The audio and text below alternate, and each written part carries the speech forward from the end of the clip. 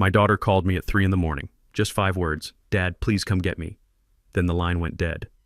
When I arrived at her in-law's estate, her mother-in-law blocked the door and sneered she is not leaving.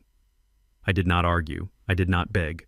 I got back into my truck and rammed their $20,000 iron gate until it twisted off its hinges. When I found my daughter unconscious on the bathroom floor with needle marks on her arms, my blood did not just boil. It turned to ice. And that was the moment I decided I was not just taking my daughter home. I was going to buy their entire legacy just to burn it to the ground. My name is Cornelius Jefferson. I am 68 years old. To my neighbors, I am just a retired contractor who drives a 10-year-old pickup truck and spends too much time tending to his lawn. They see an old black man who keeps his head down. They do not know about the shell companies. They do not know about the logistics empire I built from a single van. And they certainly do not know that I could buy their entire subdivision with the cash I keep in my floor safe. I keep it quiet because I wanted my daughter Zoe to find a man who loved her for her heart, not her father's wallet. I thought she had found that with Blake Worthington. I was wrong. The red numbers on my bedside clock read 3:03 a.m. when the phone rang. It wasn't a normal ring. It felt like an alarm. I fumbled for the receiver, my heart already hammering a warning rhythm against my ribs. Dad! Her voice was a ghost of the vibrant girl I raised. It was thick, slurred, and terrified. Dad, please come get me. They won't let me. Then there was a sound.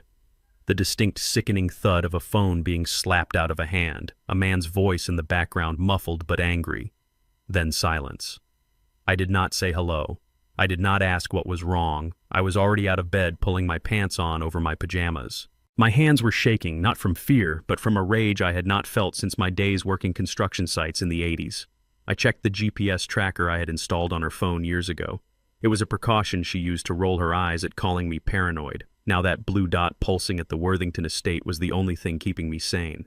I grabbed my keys. I walked past the gun safe. I hesitated for a fraction of a second. No, not tonight. If I took a weapon, I would use it, and then I would be no good to Zoe from a prison cell. I needed my hands. My hands were enough. The drive to the Worthington estate usually takes 40 minutes. I made it in 20. My old Ford F-150 rattled as I pushed it over 80 miles per hour on the empty highway. The streetlights blurred into streaks of white. I gripped the steering wheel so hard the leather creaked. I thought about the bruises I had seen on Zoe's arm last Thanksgiving. She had told me she bumped into a doorframe. I had chosen to believe her because I wanted to respect her marriage. I wanted to believe that the prestigious, wealthy Worthingtons were good people. That was my first mistake. I turned off the main road and onto the private drive that led to their neighborhood. It was a place where the driveways were longer than most streets in my part of town. Manicured hedges, security cameras, silence. It was a fortress built to keep people like me out. I pulled up to the main gate of the Worthington mansion. It was a massive structure of wrought iron and stone designed to intimidate. Lights flooded the driveway as I slammed on the brakes. I jumped out of the truck before the engine even stopped rumbling.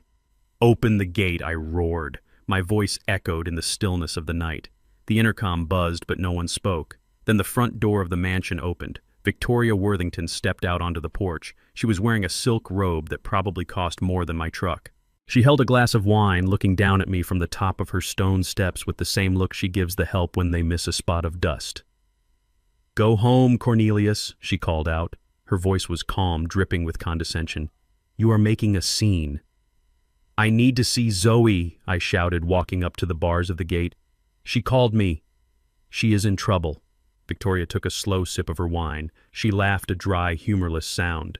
"Zoe is having another one of her episodes. She is hysterical. Blake is trying to calm her down. She is sleeping now. Open this gate, Victoria. This is your last warning." She walked slowly down the steps, stopping safely on the other side of the iron bars. She looked at my worn work boots, my flannel shirt, my graying hair. She did not see a threat. She saw a nuisance. "You people always get so emotional," she said, swirling her wine. "Listen to me carefully. Zoe is not going anywhere. She is sick. We are handling it. Now get off my property before I call the police and tell them a crazy man is trying to break in. I am sure they will be very interested to see a man of your description lurking around here at this hour." She turned her back on me. She dismissed me. She thought the iron gate was enough. She thought her last name was enough. I did not scream. I did not curse. I felt a cold clarity wash over me.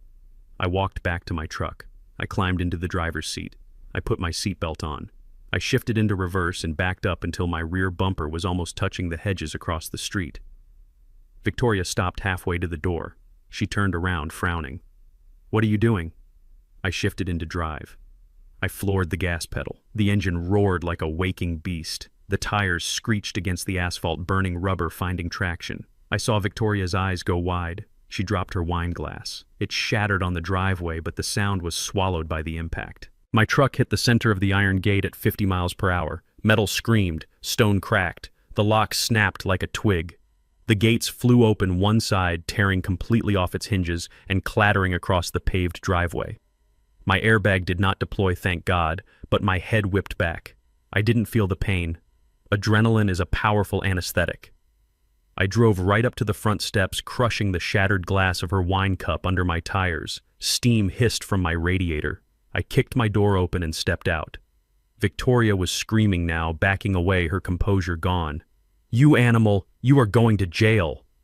I walked past her. She tried to grab my arm. I swatted her away like a fly. I kicked the front door open. It was unlocked. Inside the house smelled of lavender and old money. The foyer was marble. A man in a dark suit stepped out from the hallway. Private security. He was big, younger than me, with muscles that looked like they were built in a gym. "Sir, you need to stop right there," he commanded, reaching for his belt. I didn't stop. I kept walking. He stepped forward to intercept me, throwing a heavy right hook. I ducked. I spent 40 years hauling lumber and pouring concrete. I don't fight with technique, I fight with leverage. I drove my shoulder into his midsection, knocking the wind out of him. As he doubled over, I brought my knee up into his nose. There was a crunch. He went down and stayed down. "Zoe," I yelled. I ran up the grand staircase. I checked the first bedroom. Empty. The second. Empty. Then I heard a toilet flush in the master suite. I burst through the double doors. Blake was standing by the bed, buttoning his shirt. He looked up, his face pale, his eyes wide with shock. "Where is she?" I growled. "Cornelius, wait," he stammered, putting his hands up. "She just passed out. She took too many pills. I was trying to help her." "Liar." I pushed past him into the bathroom. My heart stopped. Zoe was lying on the cold tile floor. She was curled into a ball, wearing one of Blake's t-shirts. Her skin was gray. Her breathing was shallow, jagged like a rattle in her chest. "Zoe, baby daddy's here." I dropped to my knees. I lifted her head. Her eyes were rolled back. I checked her arms. That was when I saw them. Fresh puncture marks. Bruises that looked like fingerprints where someone had held her down. My vision blurred with red. This was not an overdose. This was an injection. I scooped her up in my arms. She was so light, too light. She had lost so much weight since Christmas. I stood up, holding my daughter against my chest. I turned to face Blake. He had backed into the corner of the bedroom, terrified. "What did you give her?" I asked, my voice terrifyingly quiet. "Nothing. She's an addict, Cornelius." "You know how she is." I walked toward him. He flinched. But I didn't hit him. Not yet. I had precious cargo. "If she dies," I whispered, "there is no place on this earth you can hide from me." I carried her out of the room, down the stairs, past the groaning security guard, and out the front door. Victoria was standing by my truck on her phone. She looked at me, at Zoe's limp body in my arms, and she didn't show an ounce of concern. She showed annoyance. "The police are 2 minutes away." "Cornelius," she hissed. "You have destroyed my gate. You have assaulted my staff. You are never going to see the light of day again." I gently placed Zoe in the passenger seat of my truck and buckled her in. I checked her pulse one more time. It was weak, but it was there. I walked around to the driver's side. I stopped and looked at Victoria. "You think you are untouchable," I said. "You think because you live behind a gate and I drive a truck, you have the power." I opened my door. In the distance, I could hear the sirens wailing, getting louder, cutting through the silence of the wealthy night. Blue and red lights began to flash against the trees at the end of the driveway. I got in and started the engine. The radiator was smoking, the front bumper was smashed into the grill, but the truck started. "You have no idea what you just started," Victoria yelled over the sirens. I looked at her through the broken window. "No," I said. "You have no idea who you just stole from." I shifted into reverse, backing away from the wreckage of their perfect life, knowing that the police were not coming to save me. They were coming for me. And I was ready. Because for the first time in 30 years, Cornelius Jefferson was about to go to war. Before this night is over, I thought, as the first police cruiser screeched to a halt, blocking the driveway, blocking my exit. Everyone is going to know the truth. But first I had to survive the next 10 minutes. The officers poured out of their cars, guns drawn. They didn't see a father saving his daughter. They saw a black man in a battered truck at a wealthy white estate.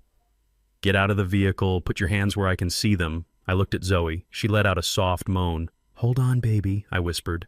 I turned off the engine. I put my hands out the window. But I did not take my eyes off Victoria Worthington, who was standing there with a triumphant smile on her face. She thought this was the end. She thought she had won. She was wrong. This was just the opening move, and I had resources she couldn't even imagine waiting for my call. As the officers grabbed me and threw me against the hot metal of my truck hood, I didn't feel fear. I felt focus. I knew exactly who to call. I knew exactly which lever to pull. The handcuffs clicked tight around my wrists. The metal was cold, biting into my skin. "You are under arrest for home invasion, assault, and destruction of property," an officer barked in my ear. I didn't resist. I let them shove me into the back of the cruiser. I watched through the wire mesh as paramedics finally approached my truck to look at Zoe. Victoria walked over to the police sergeant, pointing at me, talking fast, spinning her web of lies. I sat back against the hard plastic seat and closed my eyes. Okay, I thought, you want to play the game of power? You want to play the game of who do you know? I took a deep breath. Let's play. The back of the police cruiser smelled of stale vomit and hard plastic. My wrists burned against the metal cuffs, but I sat upright. I refused to slump. I refused to look like the criminal they had already decided I was. Through the wire mesh, I watched the paramedics load Zoe into the ambulance. She looked so small on the stretcher. A flash of red and blue light illuminated her pale face, and for a second I thought she was dead. My heart hammered a frantic rhythm against my ribs until I saw her chest rise. She was breathing. That was all that mattered. The drive to the precinct was fast and silent. The officers in the front seat didn't speak to me. They didn't ask for my side of the story. To them, the narrative was written in stone the moment they arrived at the Worthington estate. A wealthy white family, a gated community, a black man in a work truck who had smashed through their property. It didn't matter that I had built half the schools in this county. It didn't matter that my tax returns had more zeros than their badge numbers. In that car, I was just a violent intruder. When we arrived at the station, they pulled me out with unnecessary force. One officer, a young man with a buzz cut, gripped my arm tight enough to bruise. "Watch your head," he said, shoving me down into the booking room chair. He wasn't being helpful. He was establishing dominance. I didn't resist. I didn't give them the satisfaction of a struggle. I gave them my name. I gave them my address. When they asked for my occupation, I said retired. The sergeant behind the desk scoffed. Retired from what? Breaking and entering, I looked him in the eye. He was a man who had likely spent his whole life feeling small, and now he had a badge and a gun and a chance to feel big. "Retired from building the precinct you are sitting in?" I said calmly. He stopped typing. He looked at me, really looked at me for the first time. Then he sneered and went back to his computer, put him in holding. They took my belt. They took my shoelaces. They took my dignity piece by piece and locked it away in a plastic bag. Then they shoved me into a cell that smelled of urine and despair. The heavy steel door slammed shut with a sound that echoed in the hollow of my stomach. I sat on the cold concrete bench. The cell was empty, save for a drunk sleeping in the corner. I leaned my head against the cinder block wall and closed my eyes. The adrenaline was fading, replaced by a cold, aching clarity. My mind drifted back 3 years, to the day Zoe told me she was marrying Blake. We were sitting on my back porch drinking iced tea. She was glowing. "Dad. He is different," she had said. "He comes from a good family. They are important people." I had tried to warn her. I told her that important people often think they are above the rules. I told her that money doesn't make a man good, it just makes him loud. But she was in love. She saw a prince. I saw a man who never looked me in the eye when he shook my hand. A man who made small jokes about my truck, about my neighborhood jokes that were wrapped in a smile but cut like a razor. I remembered the Thanksgiving dinner last year. Blake had snapped at Zoe for spilling gravy on the tablecloth. It was a small thing, a flash of anger that disappeared as quickly as it came. But I saw the way Zoe flinched. I saw the way she looked down, whispering an apology to a man who should have been laughing it off. I should have intervened then. I should have flipped the table and dragged him outside. But I didn't. I respected her choices. I respected her marriage. I was a fool. A father's job isn't to respect a marriage that is killing his child. A father's job is to protect her even from herself. I had failed her.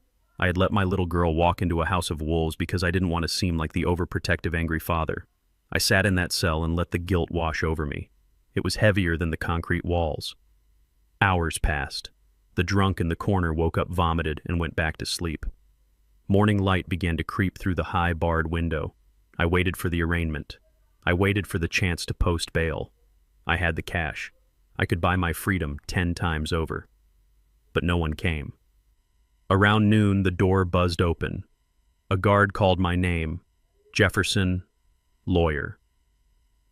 They led me to a small consultation room. Samuel Diggs was waiting for me. Samuel has been my attorney for 20 years. He is the only person on earth besides me who knows the full extent of my assets. He stood when I entered, his face a mask of controlled professional rage. He didn't offer a handshake. He pointed to the chair. "Sit down, Cornelius." I sat. "Where is the bail bondsman?" I asked. "There is no bail." Samuel said, his voice tight. "The judge denied it." "Denied it. On what grounds? I have no prior record. I am a homeowner." "On the grounds that Conrad Worthington played golf with the judge last Sunday," Samuel said, opening his briefcase. "They are charging you with aggravated assault with a deadly weapon. They are claiming the truck was the weapon. They say you tried to run Victoria over. Conrad is pushing for attempted murder." I laughed. It was a dry, harsh sound. Of course he is.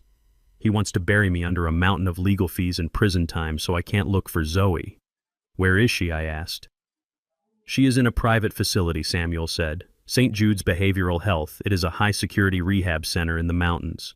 Conrad got an emergency medical guardianship order signed this morning. He claimed Zoe is a danger to herself and others due to drug psychosis. They have her on a 72-hour hold, Cornelius. No visitors, no phone calls." My hands clenched into fists on the metal table. They locked her away. They drugged her, beat her, and now they locked her away to hide the evidence. "This isn't a legal battle, Samuel," I said quietly. "This is a siege." "Conrad thinks he has won," Samuel said. "He thinks you are just a blue-collar guy with a temper. He doesn't know about the holdings. He doesn't know about the liquid capital. He is going to learn," I said. I leaned forward. "Samuel, do you have the red binder?" Samuel nodded. He knew what I was asking. The red binder contained the protocols for the Black Fund. It was a war chest I had started building the day Zoe was born. Money that didn't exist on public records. Money that could move mountains, or destroy them. "Activate it," I said. Samuel paused. "Cornelius, if we do this, we are declaring total war. We will be burning cash at a rate that would make a bank nervous. We are talking about hostile takeovers. We are talking about buying debt. I don't care, I cut him off. I want you to buy everything. Find out who holds the mortgage on the Worthington estate. Buy it. Find out who holds the notes on Blake's car, on Victoria's credit cards, on Conrad's country club membership. Buy it all." I looked Samuel in the eye. "They took my daughter. They took my freedom. I am going to take their world. I want to own the air they breathe. By the time I get out of this cell, I want to be their landlord, their banker, and their worst nightmare." Samuel closed his briefcase. The click of the latch sounded like a gunshot. "I will make the calls," he said. He stood up and knocked on the door for the guard. Before he left, he looked back at me.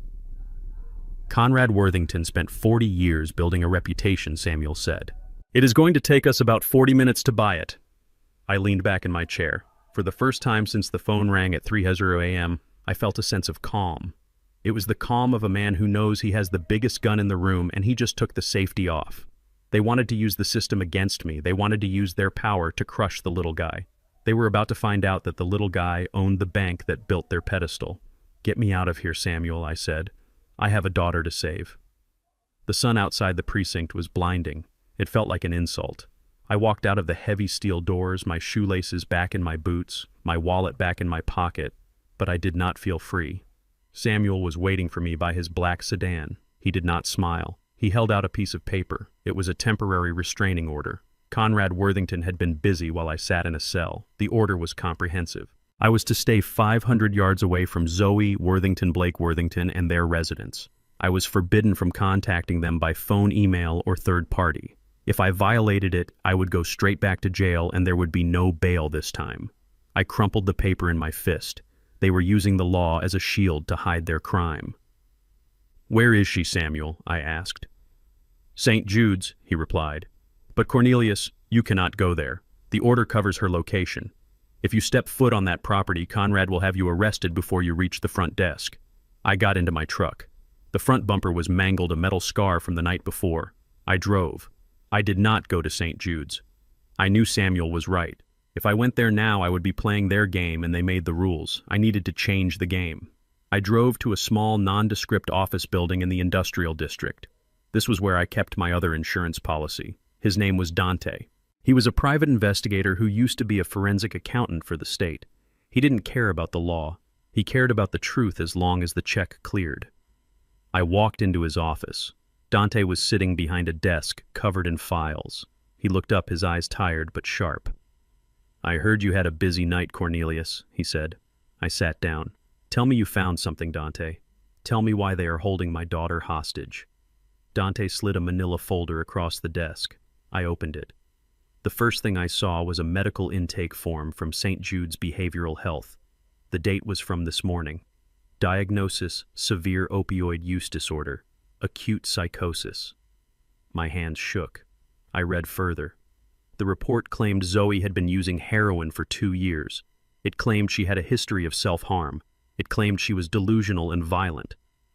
"It is a lie," I said, my voice low. "Zoe is afraid of needles. She faints when she gets a flu shot. She drinks 1 glass of wine at Christmas. She is not a junkie." "Look at the signature," Dante said. I looked. Dr. Eris Thorne. I didn't recognize the name. "Thorne is on the Worthington payroll," Dante explained. "He is a concierge doctor for the wealthy. He signs what they pay him to sign. But look at the toxicology screening attached to the back. This is the real one. I have a source in the lab." I flipped the page. The official report said heroin. The real lab results, the ones Dante had intercepted, told a different story. There were no opioids in her system. None. But there were massive levels of haloperidol and lorazepam. I looked up at Dante. "They are tranquilizers," he said. "Antipsychotics and sedatives. They are not treating an addiction, Cornelius. They are chemically lobotomizing her. They are keeping her sedated so she cannot speak. They are keeping her in a twilight state so she cannot tell anyone what happened last night." I felt a cold rage settle in my stomach. It was heavier than the anger from the night before. This was not heat. This was ice. They were erasing my daughter. They were turning her into a vegetable to cover their tracks. Why, I asked. Why go to this length? Why not just divorce her? Why destroy her? Dante reached for a second folder. This one was thicker. "Because of this," he said. He opened the file. It was a financial autopsy of Blake Worthington. On the surface, Blake was a successful investment banker. He wore $5,000 suits. He drove a Porsche. He lived in a mansion. But the papers in front of me showed the rot beneath the gilding. "Blake is broke," Dante said bluntly. "He is not just broke. He is underwater. He has been leveraging his assets for 5 years to cover bad trades. He lost $2 million on crypto. He lost another $3 million on a failed tech startup. I flipped through the bank statements, red ink everywhere, overdraft fees. But that is not the worst part." Dante continued. "He drained the trust fund." I stopped. My breath caught in my throat. "When my wife died, she left a trust for Zoe.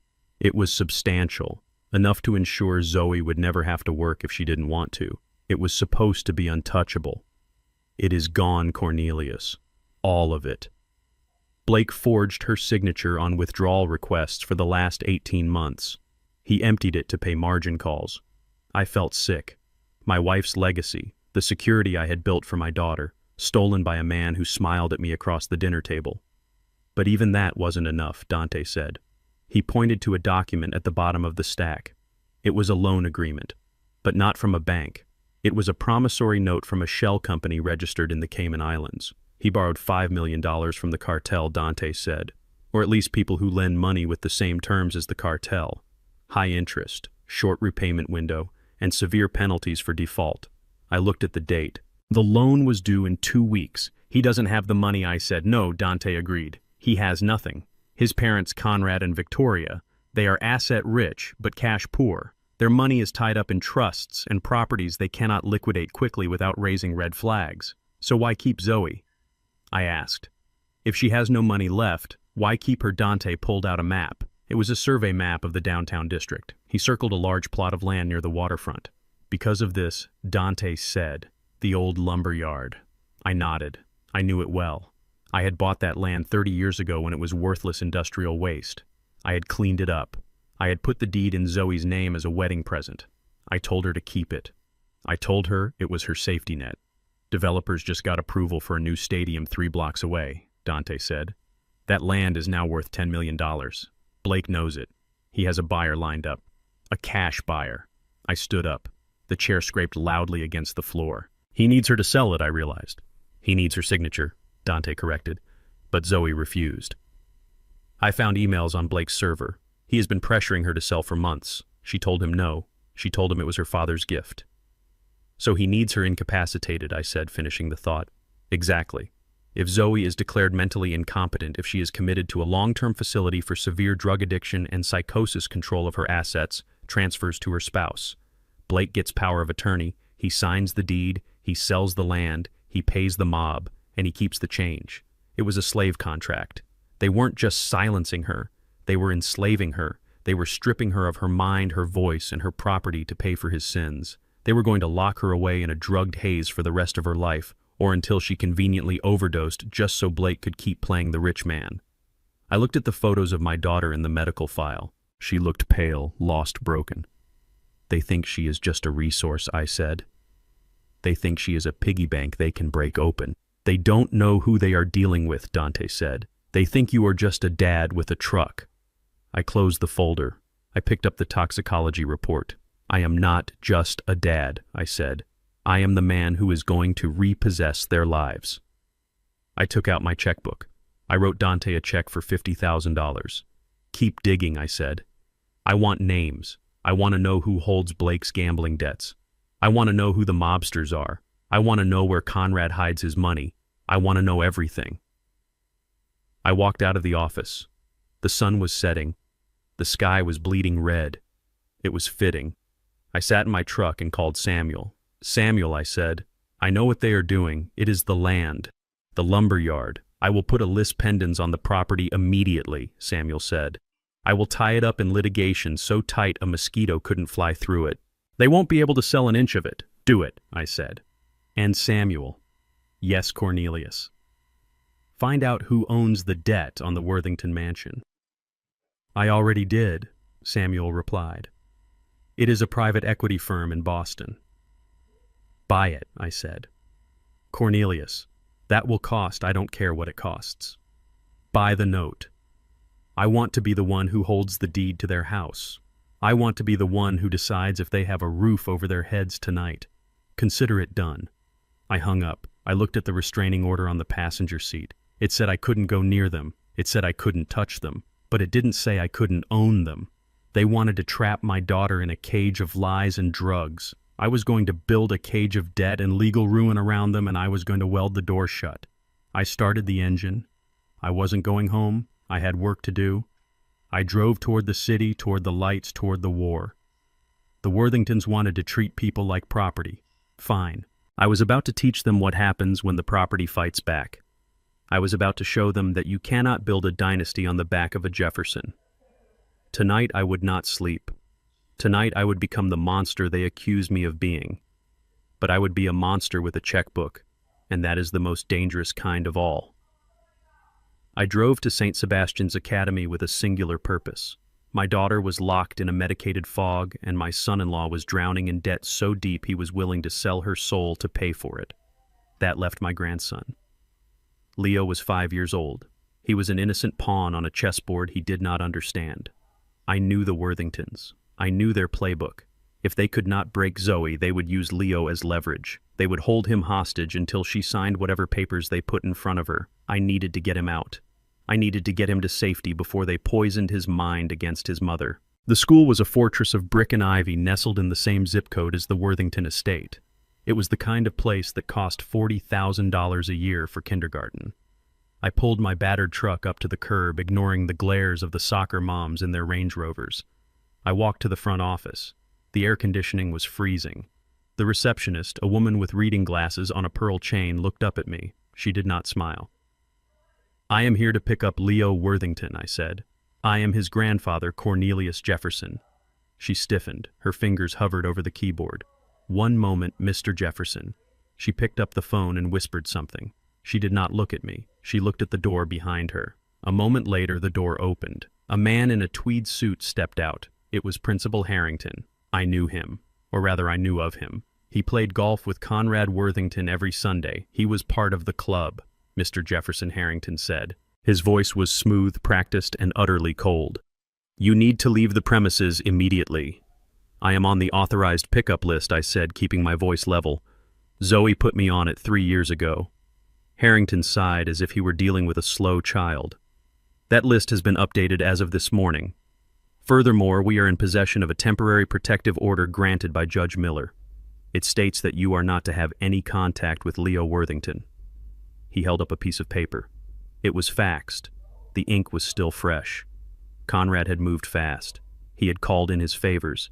He had used his old connections from his days on the bench to seal off my family before I could even reach them. This is illegal, I said.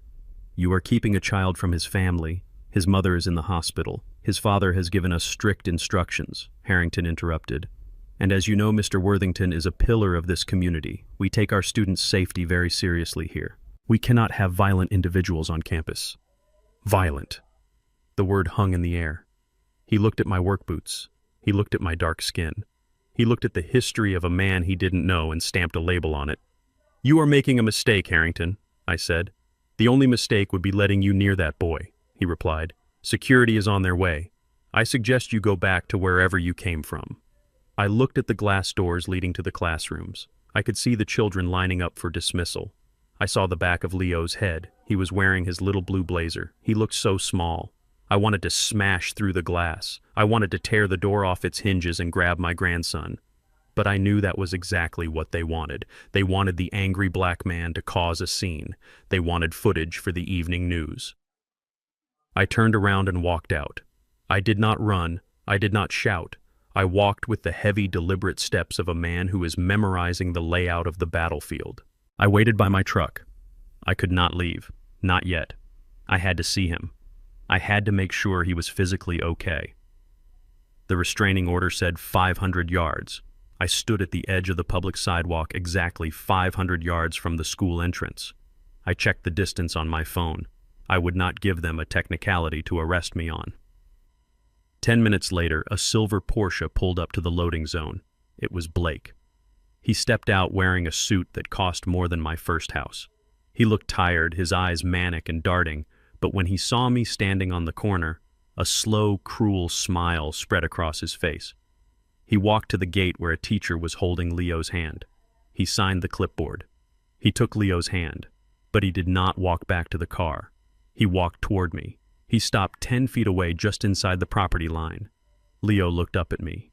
His eyes were wide and confused. Grandpa Leo chirped. "Hush," Leo Blake said, tightening his grip on the boy's hand. "Grandpa is not allowed to talk to us. Grandpa is a bad man." The words hit me like physical blows. He was poisoning the well. He was twisting the love my grandson had for me into fear. Blake looked at me. His eyes were dead. There was no soul behind them, just a desperate, clawing greed.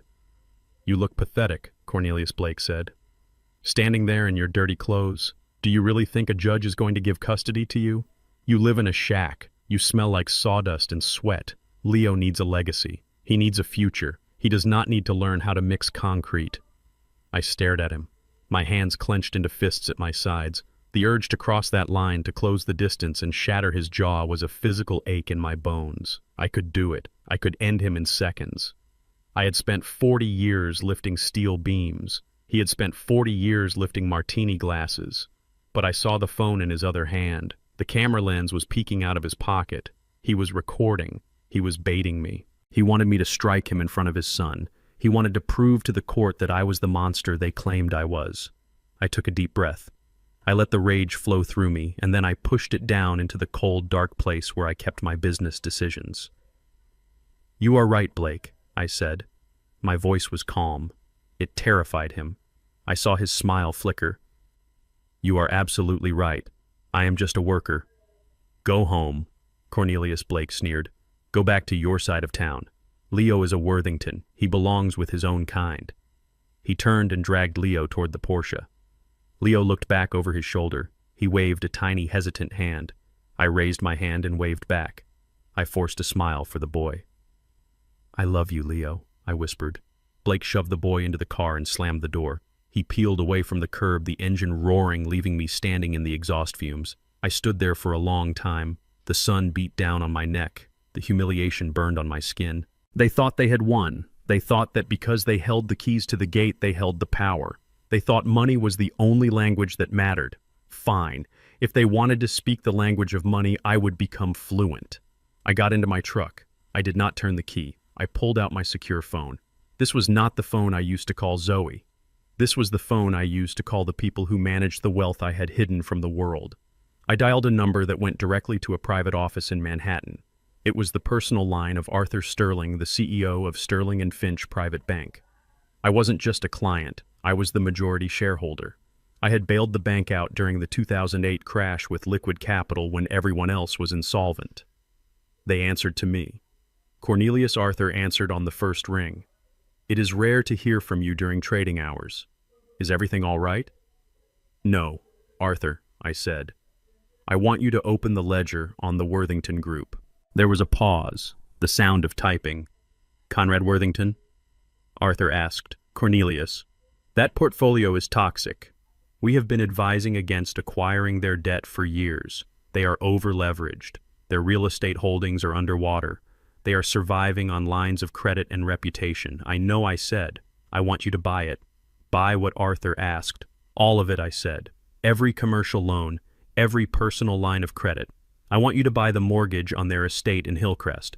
I want you to buy the note on Blake Worthington's car. I want you to buy the debt on Conrad's vacation home in the Hamptons. If they owe a dime to anyone in this country, I want to be the one collecting it." Cornelius Arthur said, his voice dropping to a whisper. "We are talking about tens of millions of dollars in bad debt. You will be taking a massive loss. This is not a sound investment."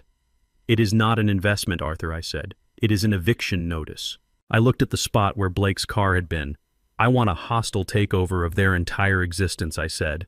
"I want to own the roof over their heads. I want to own the cars they drive. I want to own the shirts on their backs. Call in the notes, Arthur. All of them, immediately. But, sir, the default clauses, trigger them," I commanded. "They have missed payments. I know they have. Use the acceleration clause. Demand full repayment within 24 hours. Arthur was silent for a moment. Then he spoke, his voice professional, cold, efficient. "It will be done. We will acquire the debt packages by close of business today. The demand letters will be couriered to the Worthington estate tomorrow morning." "Good," I said. "And, Arthur." "Yes, Cornelius, freeze their access to any new credit. Flag them as high risk. I want them to walk into a grocery store and have their cards declined. I want them to feel what it is like to have nothing." "Understood." I hung up the phone. My hands were no longer shaking. The rage was gone, replaced by the cold, mechanical hum of a plan in motion. Blake had told me to go back to my side of town. He didn't realize that my side of town owned his side of town. He didn't realize that the dirt under my fingernails was worth more than his entire bloodline. I started the truck. The engine rumbled a deep, angry sound. "Enjoy your night in the mansion." "Blake," I said to the empty air, "it is the last one you will ever have." I put the truck in gear. I wasn't going home to cry. I was going to prepare. Tomorrow the repo men were coming, and I was going to be leading the parade. The grand ballroom of the Ritz-Carlton was a sea of black ties and designer gowns. It smelled of expensive perfume and desperation. The Worthingtons were hosting their annual charity gala, an event they titled the Foundation for Family Recovery. It was a masterclass in hypocrisy. Ostensibly, they were raising money for addiction treatment centers. In reality, they were laundering their reputation. They needed to show the world they were still the golden family of the city, even as the walls of debt were closing in around them. I stood in the shadows of the velvet curtains near the entrance. I was not wearing my work boots tonight. I was wearing a bespoke tuxedo cut from Italian wool, a garment that cost more than Blake's first car. I adjusted the onyx cufflinks at my wrists. They felt cold and heavy. I watched Victoria Worthington take the stage. The spotlight hit her, illuminating the diamonds at her throat and the tear glistening perfectly on her cheek. She was a phenomenal actress. "My family has known pain," she told the hushed crowd, her voice trembling just enough to seem authentic. "We have seen how drugs can destroy the brightest souls. We are fighting to save our loved ones even when they do not want to be saved." A murmur of sympathy rippled through the room. They were talking about Zoe. They were using my daughter, the woman they had drugged and imprisoned, as a prop to solicit donations from the city's elite. They were painting her as a tragic addict and themselves as the saintly in-laws bearing the burden. It was sickening. Conrad stood by her side, nodding solemnly. Blake was in the front row, looking like a grieving husband. They were selling a lie to cover their bankruptcy. They needed these donations not for charity, but to pay the interest on their loans. They needed the social capital to keep the creditors at bay for just one more month. I checked my watch. My banker Arthur had confirmed the transfer of funds. The trap was set. I walked out of the shadows. I did not sneak in. I walked down the center aisle with the stride of a man who owns the building. Heads turned. Whispers started. "Who is that? Is that the contractor? What is he doing here?" I saw Conrad's eyes lock onto me. His face went gray. He took a step forward as if to signal security, but he stopped. He couldn't make a scene. Not here, not in front of the mayor and the senators. He had to play the game. I took a seat at the empty table reserved for platinum donors. It was right in the front. I picked up the auction paddle. It was number 001. I had bought the table anonymously that morning for $50,000. Victoria faltered in her speech. She stared at me, her mouth slightly open. I poured myself a glass of water and raised it to her in a silent toast. "Continue, Victoria. Tell us more about your charity." She swallowed hard and rushed to the end of her speech. The applause was polite but confused. The tension in the room was palpable. They knew I didn't belong, but the tuxedo and the table said I did. They were paralyzed by social protocol. Then came the main event, the auction. They brought out the items: a vacation in Tuscany, a vintage wine collection. I sat still. I wasn't interested in toys. I was waiting for the centerpiece. Ladies and gentlemen, the auctioneer announced, his voice booming. "Tonight we have a very special sacrifice. Mrs. Victoria Worthington has generously donated a family heirloom to support the cause, the Worthington Sapphire." A model walked onto the stage wearing a necklace that glittered under the lights, a massive blue sapphire surrounded by diamonds. I knew that necklace. Zoe had told me about it. It was the only real asset they had left that wasn't leveraged. Victoria wasn't donating it for charity. She was liquidating it in public to get cash fast, disguising the sale as philanthropy so she could funnel the money back into her own pockets through administrative fees. It was clever, it was illegal, and it was about to be mine. "The bidding will start at $50,000, the auctioneer said. 50,000, a voice called from the back. 75, said another. It was a slow climb. The economy was tough, and even the rich were feeling the pinch. Or maybe they just sensed the desperation in the room. 100,000, Blake shouted. He was shill bidding. He was trying to drive the price up, trying to save his inheritance. It was a dangerous game. If he won, they would have to pay the commission to the house and they would still have the necklace, but no money. 110, a real estate mogul countered. I lifted my paddle. 200,000. The room went silent. The auctioneer blinked. He looked at me, then at Conrad. Conrad looked like he was having a stroke. He couldn't stop me. Money was money. 200,000 to the gentleman in the front. The auctioneer stammered. Do I hear 220? Blake looked at me with pure hatred. He raised his hand. 250. He was bluffing. He didn't have $250,000. He was praying someone else would jump in. 300,000, I said, my voice calm, boring into Blake's eyes. Blake froze. He couldn't go higher. If the hammer fell on him, the fraud would be exposed when his check bounced. He lowered his hand. Going once, the auctioneer said. 350, Conrad shouted from the side of the stage. He was desperate. He couldn't let me have it.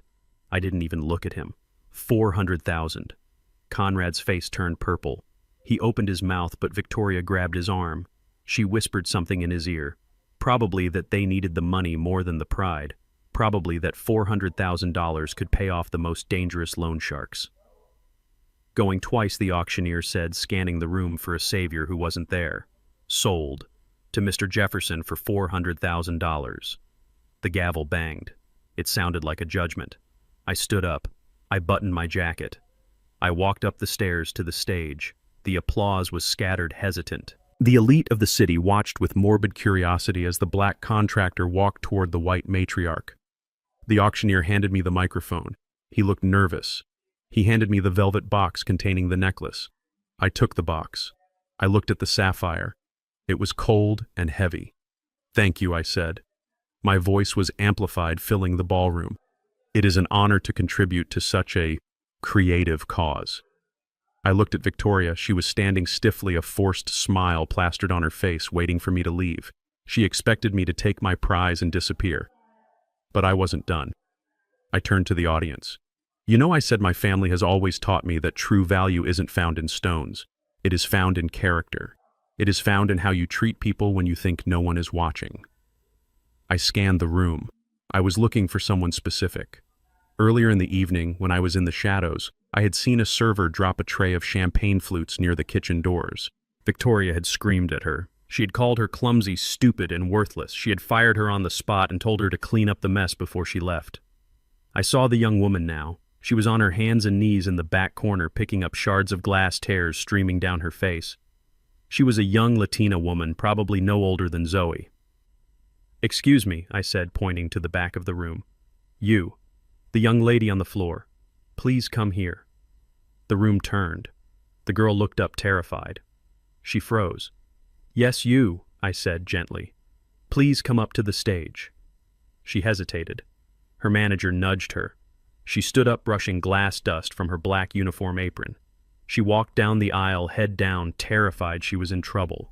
When she reached the stage, she was trembling. "What is your name?" I asked. "Maria, sir," she whispered. "Maria," I said loud enough for the back row to hear. "Earlier tonight, I saw Mrs. Worthington speak to you. I heard what she said. She told you that you were worthless. She told you that you were nothing." Victoria gasped. "How dare you?" she hissed, stepping forward. I ignored her. I looked at Maria. "She was wrong, Maria. The work you do to support your family is worth more than every person sitting at these tables. You have dignity. You have grace." I opened the velvet box. I took out the sapphire necklace. "I bought this necklace for $400,000, I said. "It was the pride of the Worthington family. They believe it makes them royalty." I turned to Maria. "I want you to have it." A collective gasp sucked the air out of the room. Someone dropped a glass. Sir Maria stammered. "I cannot." "Yes, you can," I said. I fastened the heavy clasp around her neck. The diamonds sparkled against her simple black uniform. "It is yours," I said. "Sell it, pay for school, buy a house, start a business. Do whatever you want with it, but never let anyone tell you that you are worth less than them." I turned to Victoria. Her face was a mask of absolute horror. She was watching her family legacy, her financial lifeline, hanging around the neck of the girl she had fired. "You wanted to sell your heritage to save your skin, Victoria," I said off the microphone, but loud enough for her to hear. "Now you can watch it walk out the door." I looked at Maria. "Go," I said. "Run. Do not look back." Maria looked at me, tears welling in her eyes again, but this time they were different. "Thank you," she mouthed. Then she turned and ran down the stairs, clutching the necklace, running toward the exit, running toward a new life. I dropped the microphone. It hit the floor with a deafening thud. I walked past Conrad. He was clutching his chest. I walked past Blake. He was staring at the floor, defeated. I walked down the aisle through the silent crowd. No one stopped me. No one said a word. They parted like the Red Sea. I walked out into the cool night air. I had just spent $400,000 to make a point. It was a lot of money. But seeing the look on Victoria Worthington's face when she realized she had been bested by the help that was priceless. And I still had the receipt. The gala was over. But the night was young. I got into my truck. Now I said to myself, let's go get my daughter. The gala was a victory, but it was a hollow one. I had humiliated Victoria Worthington, but I still did not have my daughter.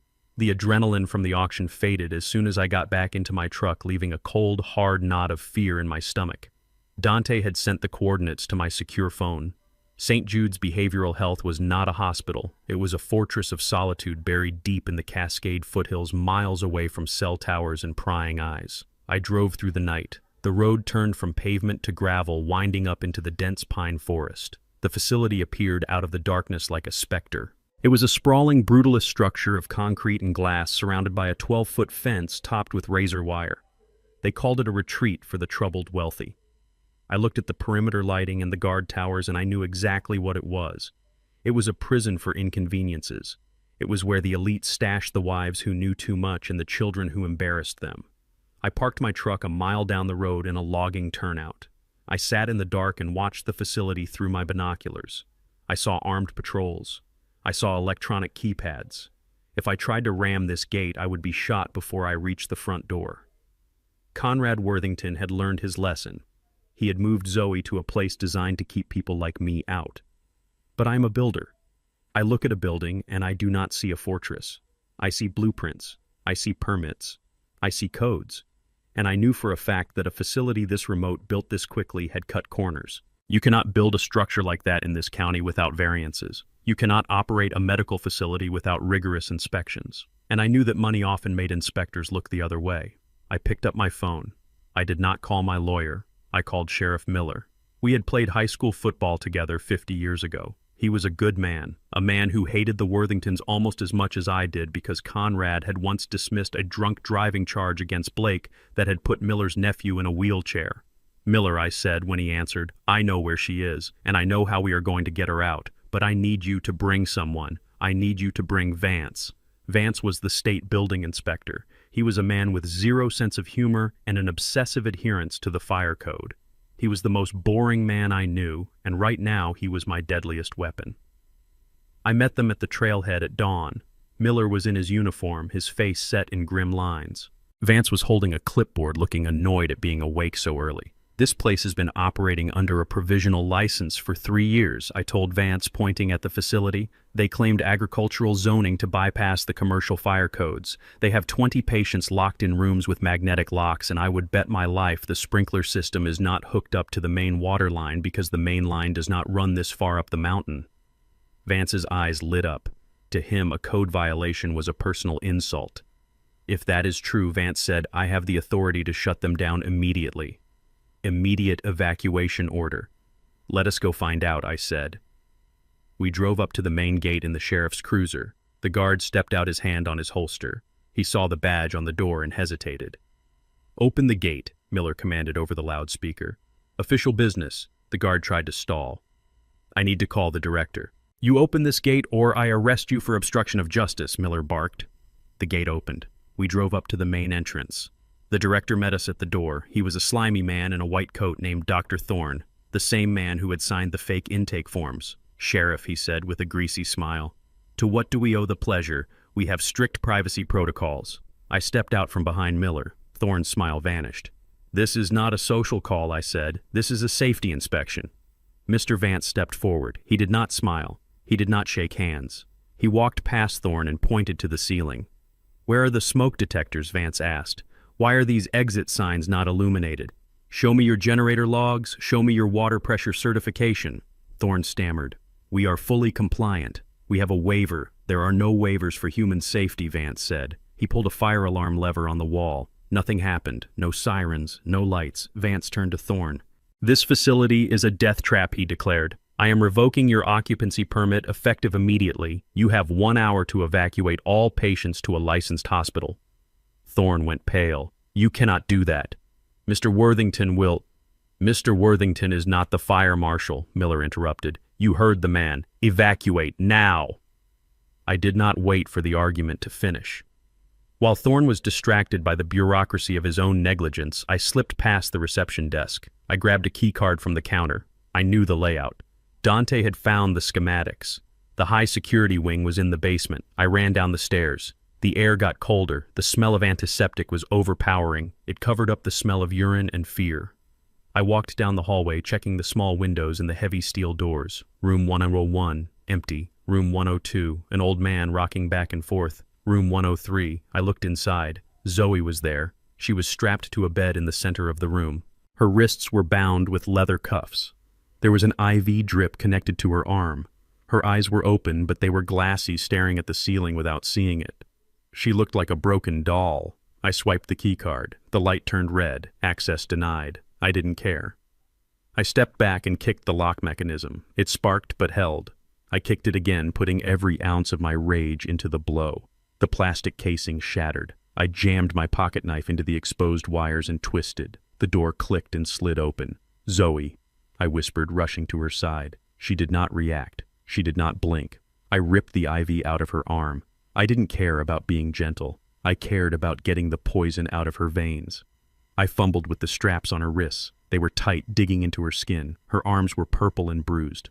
"What did they do to you?" I choked out, tears stinging my eyes. I got one strap loose, then the other. I pulled her up into a sitting position. She slumped against me, her head lolling on my shoulder. She was drooling slightly. "Dad," she mumbled. Her voice was thick, like her tongue was too big for her mouth. "Dad, is that you?" "I am here, baby," I said, lifting her into my arms. "I am here." "You have to leave," she slurred. "They will hurt you. Nobody is going to hurt us ever again," I promised. I carried her out into the hallway. 2 orderlies appeared at the end of the corridor. They were big men used to manhandling sedated patients.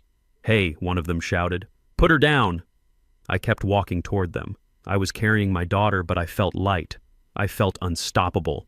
"Get out of my way," I warned. They hesitated. They saw the look in my eyes. They saw a father who had already destroyed a gate and bought a bank. They decided they did not get paid enough to die today. They stepped aside. I carried Zoe up the stairs and into the lobby. Vance was writing citations. Miller was handcuffing Thorne. "I have her," I announced. Miller looked at Zoe's condition and his jaw tightened. "Get her to the car," Cornelius Miller said. "I will handle this trash." I walked out into the sunlight. I put Zoe in the passenger seat of my truck, which I had retrieved after the raid. I buckled her in. I wrapped my jacket around her shivering shoulders. As we drove away from that house of horrors, Zoe started to cry. It was a low, keening sound of pure anguish. "They made me sign," she wept. "They held my hand and made me sign the papers. They took the land, Dad." "We will get it back," I said, gripping the wheel. "No," she whispered. "It is worse. Dad, you have to listen." "I am listening, baby." "Blake," she said, her voice suddenly clear, terrified. "Blake was driving the car." "What car?" "The night of the accident," she said. "The girl who died on Route 9. It was not a hit and run, Dad. Blake hit her. He was drunk. He called his father. Conrad came. They moved the body." I slammed on the brakes, pulling onto the shoulder of the gravel road. Dust swirled around us. "Say that again," I commanded. "They moved her to the driver's seat of her own car." Zoe sobbed. "They made it look like she swerved into a tree. But Blake hit her." "I was in the passenger seat, Dad. I saw it. They told me if I ever told anyone, they would kill me. That is why they locked me up. I threatened to go to the police." The silence in the truck was heavy. The pieces of the puzzle slammed into place with the force of a sledgehammer. This was not just about money. It was not just about land. This was about a murder cover-up. They had imprisoned my daughter, drugged her, and driven her insane, not just to steal her inheritance, but to keep her from sending Blake to prison for vehicular manslaughter. I looked at my daughter. She was terrified, broken, and traumatized. But she was alive, and she had just given me the nuclear launch code. "We are not going home," I said, starting the truck again. "Where are we going?" she asked.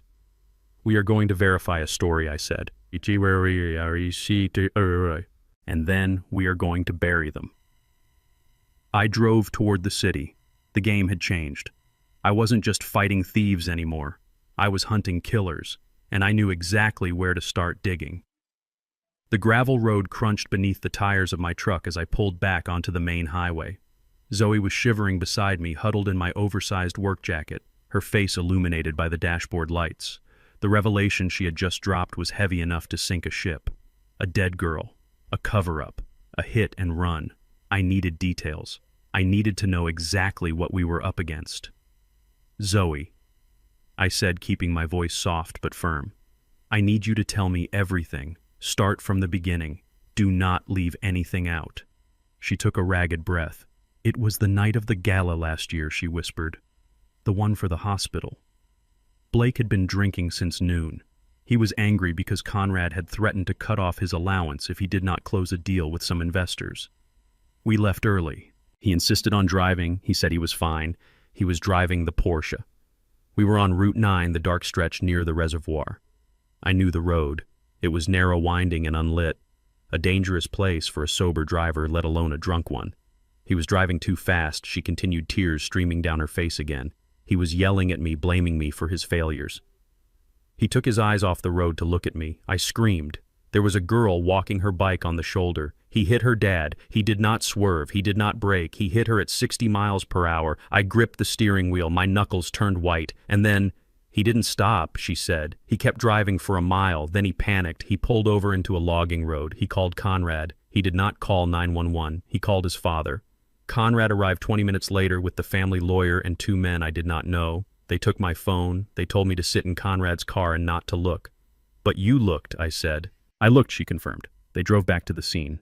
They found the girl. She was gone. They put her in the driver's seat of her own car, which was parked nearby. They staged it. They made it look like she had lost control and hit a tree. Then they took the Porsche to a private garage to be crushed. And they wanted you to take the fall, I asked, the bile rising in my throat. Months later, Zoe said, the investigation was not going away. There was a witness who saw a sports car. Conrad told me that if it came down to it, I had to say I was driving. He said Blake had a future. He said Blake was a Worthington, and I was just nobody. He said a jury would go easy on me. When I refused, when I told them I was going to the district attorney, that was when they staged the intervention. That was when they locked me up. They did not just want to steal her money, they wanted to steal her life to pay for Blake's sins. They were willing to lobotomize the mother of their grandchild to save their son from prison. It was a level of evil that I had not prepared for. I had prepared for greed. I had not prepared for this. We are not going to the police, I said. Not yet. Conrad owns the local precinct. If we walk in there now, we will never walk out. I drove to the city to a hotel that I owned through a holding company. It was not fancy, but it was secure. I took Zoe up the service elevator to the penthouse suite. I called a private doctor. I trusted a man who owed me his practice to come and examine her. I called Dante and told him to find the police report for the accident on Route 9. I wanted the name of the girl. I wanted to know who she was. Stay here, I told Zoe. Do not answer the door. Do not use the phone. I will be back. Where are you going? She asked, terrified. I am going home, I said. I need to draw their fire. I drove back to my house in the suburbs. It was a modest 2-story colonial on a quiet street. I had lived there for 30 years. It was the only home Zoe had ever known before she married into the Worthington nightmare. When I turned onto my street, I saw the circus. News vans were parked on my lawn. Satellite dishes were pointed at my front door. Reporters were swarming the sidewalk like vultures. And in the middle of it all, standing on a makeshift podium, was Conrad Worthington. He was wearing a suit that looked perfect for a funeral. He looked devastated. He was speaking into a cluster of microphones, his voice thick with fake emotion. We are pleading with Mr. Jefferson, Conrad said, wiping a non-existent tear from his eye. Please, Cornelius, we know you are angry. We know you have a history of violence, but Zoe needs medical attention. She is sick. She is a danger to herself. Please just bring her home. We will not press charges. We just want our daughter back. He was good. He was painting a masterpiece of lies. He was turning the narrative upside down. I wasn't the rescuer. I was the unhinged, violent father who had kidnapped his addict daughter from a treatment center. He was using every stereotype in the book. The angry black man, the benevolent white patriarch, the tragic daughter caught in the middle. I parked my truck down the block. I walked toward the crowd. A reporter saw me. There he is. Someone shouted. The cameras turned. The lights blinded me. Microphones were shoved in my face. Mr. Jefferson, is it true you assaulted the staff at St. Jude's? Mr. Jefferson, do you have a history of domestic violence? Mr. Jefferson, is your daughter on heroin? They didn't give me a chance to speak. They shouted questions that were really accusations. Conrad looked at me across the sea of cameras. He didn't look scared, he looked smug. He gave me a look that said, you cannot win this. I own the narrative. I pushed through the crowd. I didn't say a word. I didn't hit anyone, though. God knows I wanted to. I walked up my driveway, unlocked my front door, and stepped inside. I slammed the door on the noise. My house was quiet. It smelled of lemon polish and old paper. I walked to the living room window and peered through the blinds. Conrad was wrapping up his speech. He looked like a statesman. The reporters were eating it up. They were broadcasting his lies live to the entire state. My phone rang. It was Samuel. Cornelius, turn on the TV, Samuel said. Channel 4. I turned it on. The headline screamed across the bottom of the screen. Grandfather kidnaps, daughter assaults hospital staff. Manhunt underway. They issued a warrant, Samuel said. Assault with intent to commit a felony. Kidnapping. The judge signed it 10 minutes ago. They are coming for you, Cornelius. You need to leave. No, I said. If I run, I look guilty. If I run, they win. They are going to arrest you, Samuel warned. And this time, they won't be gentle. Conrad has pulled strings at the state level. These won't be local cops. These will be state troopers. Or worse. Let them come, I said. I hung up. I went to the kitchen and brewed a pot of tea. I sat in my favorite armchair in the living room. I waited. 20 minutes later, the siren started. Not one or two, a dozen. They screamed down the street, drowning out the reporters. I heard tires screeching. I heard car doors slamming. Then came the bullhorn. Cornelius Jefferson. This is the state police. Come out with your hands up. I took a sip of tea. I did not move. Seconds later, my front door exploded inward. They didn't even try the handle. A battering ram turned my oak door into splinters. Men in tactical gear swarmed into my living room. They had assault rifles. They had shields. They looked like they were invading a foreign country, not arresting a 68-year-old grandfather. Get on the ground. Do it now. I set my teacup down on the coaster. I slowly lowered myself to the carpet. I put my hands behind my head. They were on me instantly. A boot slammed into my back, driving the air from my lungs. A knee pressed my face into the rug. They zip-tied my wrists so tight my fingers went numb. Clear, shouted one. No sign of the girl, shouted another. They hauled me up and threw me onto the sofa.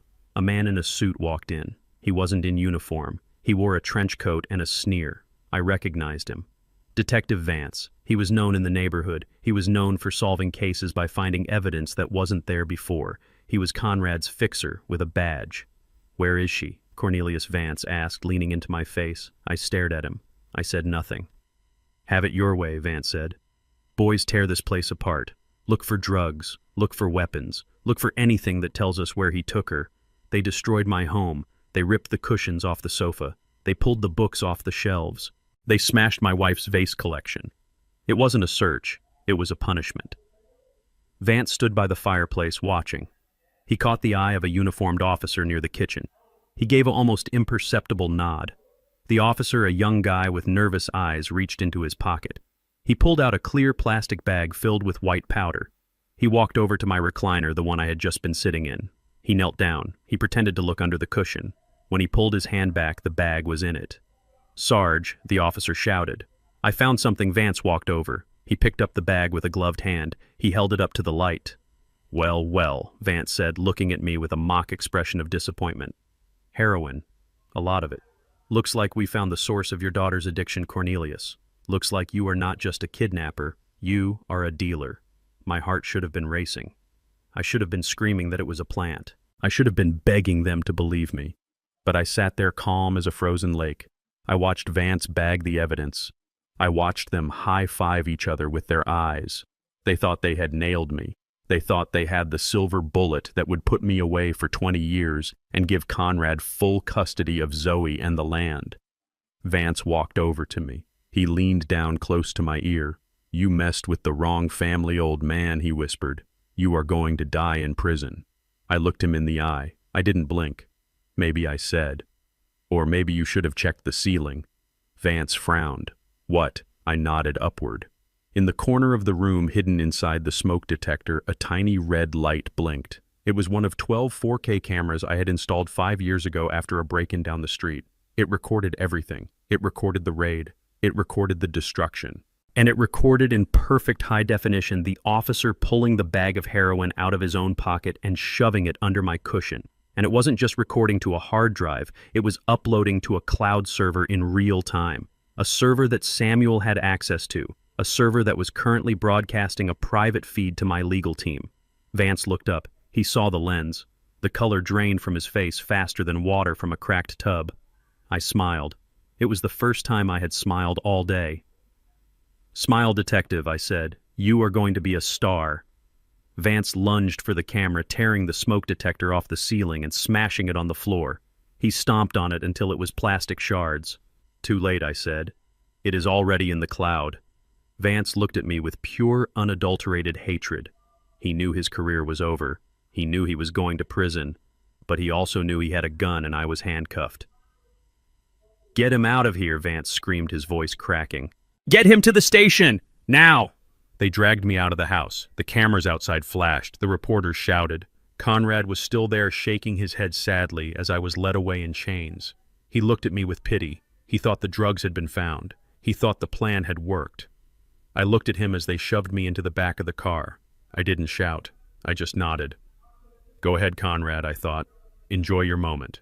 Because tomorrow morning I am going to release that video. And tomorrow morning the whole world is going to see exactly what kind of people you really are. The car pulled away. I sat back in the seat. I was going to jail again, but this time I wasn't just an inmate. I was a man with a detonator, and the fuse was already burning. Samuel Diggs walked into the interrogation room 3 hours after I was arrested. He did not carry a briefcase. He carried a tablet. He placed it on the metal table between me and the smug precinct captain who had been trying to get me to sign a confession. Samuel didn't say a word. He just pressed play. The video on the screen was crisp. It was crystal clear 4K resolution. It showed my living room. It showed the officers tearing apart my sofa. And then in slow motion it showed Detective Vance reaching into his own pocket, pulling out a bag of white powder and tucking it under the cushion. The timestamp was undeniable. The angle was irrefutable. The captain's face drained of color. He looked like a man who had just swallowed a stone. "You have 5 minutes to process my client's release," Samuel said, his voice like grinding gears.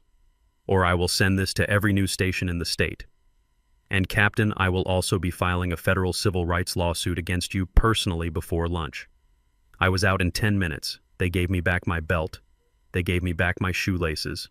They didn't look me in the eye. Vance was nowhere to be seen. He was probably already clearing out his desk or calling a lawyer.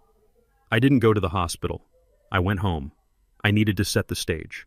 I walked into my house. It was a disaster zone. Furniture overturned. Books ripped apart. The drywall punched in.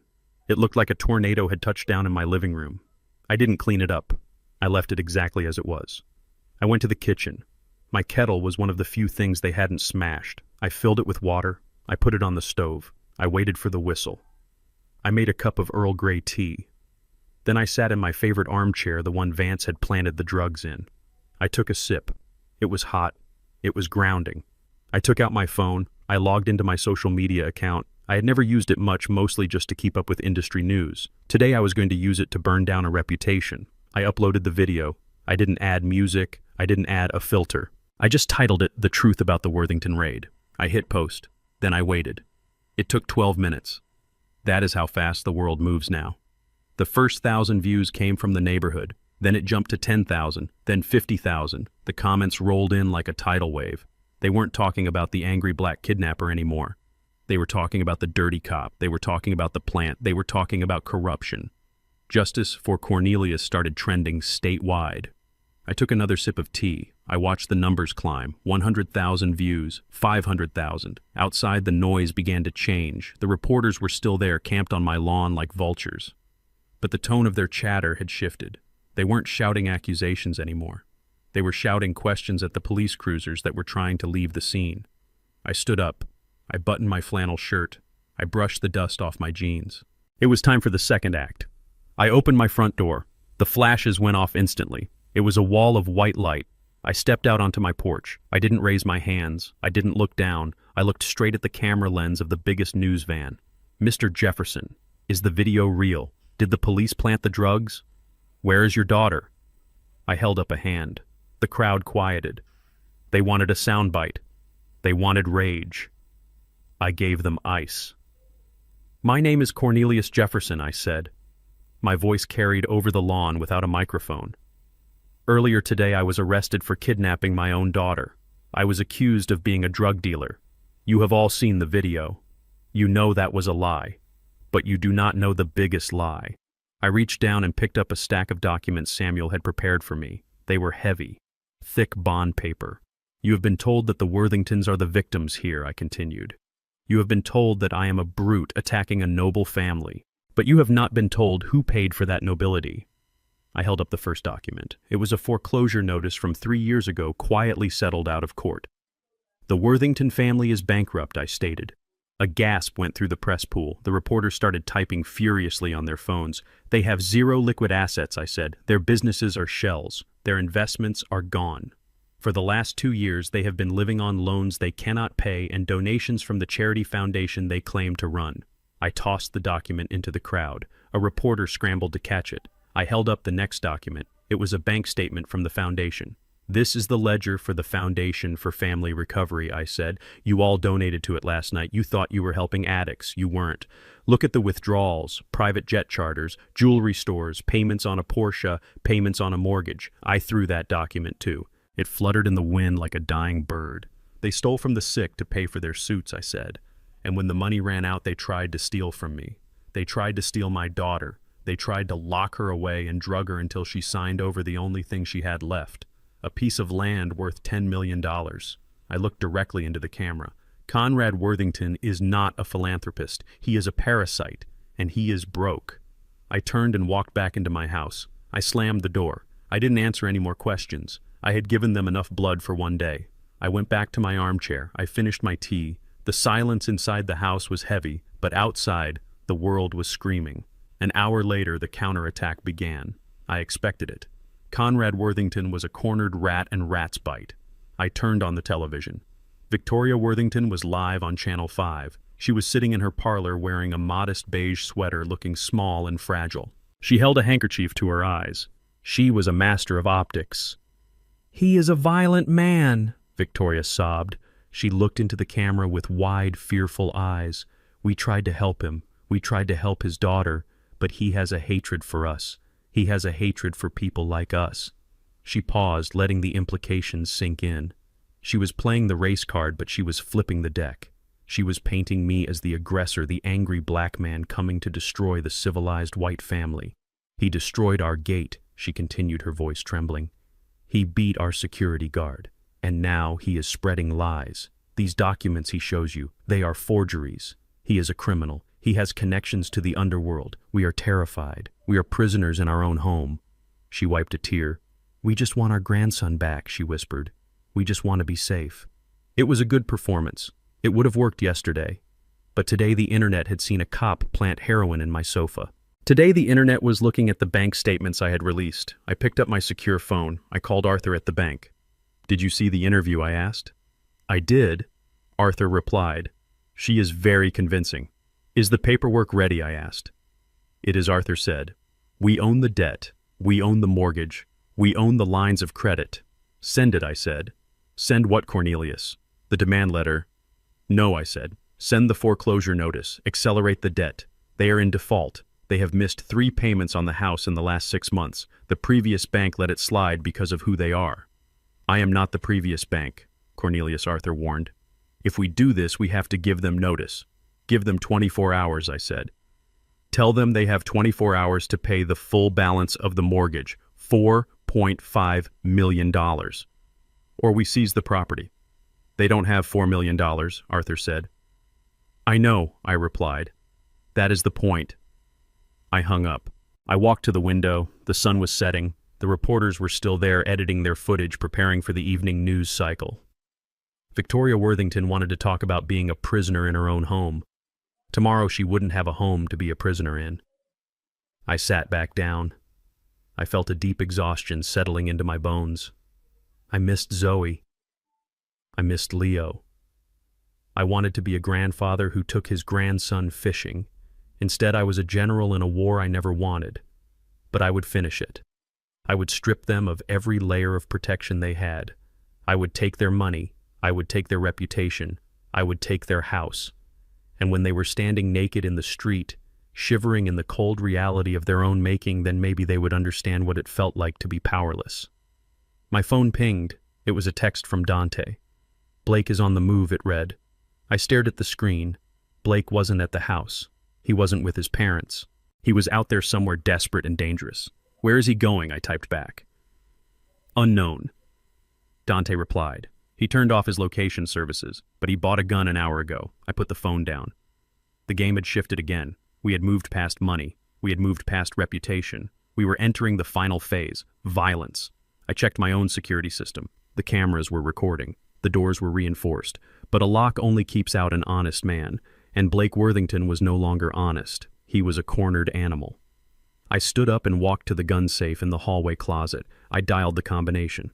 The heavy door swung open. I reached inside and took out my old service revolver. It was heavy, cold steel. I hadn't held it in years. I checked the cylinder. It was loaded. I put the gun on the table next to my teacup. "Come on, Blake," I whispered to the empty room. "Come and get it."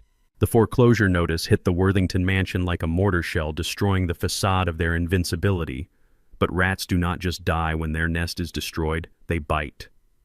Blake Worthington was a man who had never been told no in his entire life, and now he had lost his money, his reputation, and his home. He snapped. My private investigator, Dante, called me at 2 a.m, his voice tight with urgency. The tracker on Blake's phone had gone dark, but not before pinging near the safe house where Victoria and Conrad were hiding. Blake did not go there for comfort, he went there for leverage. I drove to the safe house, my tires tearing up the asphalt. The front door was wide open, a gaping maw in the night. Inside, the scene was chaotic. Victoria was on the floor, clutching a cloth to a bleeding cut on her forehead, her perfectly coiffed hair in disarray. Conrad was shouting into a dead phone, his face purple with rage and fear. "He took him," Victoria sobbed, rocking back and forth. "He took Leo. He said he needed insurance." My heart stopped. He took his own son, a 5-year-old boy used as a bargaining chip by a father who had lost his mind. He was high, Victoria choked out. I could smell the chemical sweat on him. He was crashing Cornelius. He was shaking. He had a gun. He took the silver sedan, the one the bank had not seized yet because it was leased under a shell company. I did not offer Victoria comfort. I did not offer Conrad help. I turned on my heel and walked out. My grandson was in the hands of a desperate addict with a gun, and every second I wasted listening to their whining was a second Leo was in danger.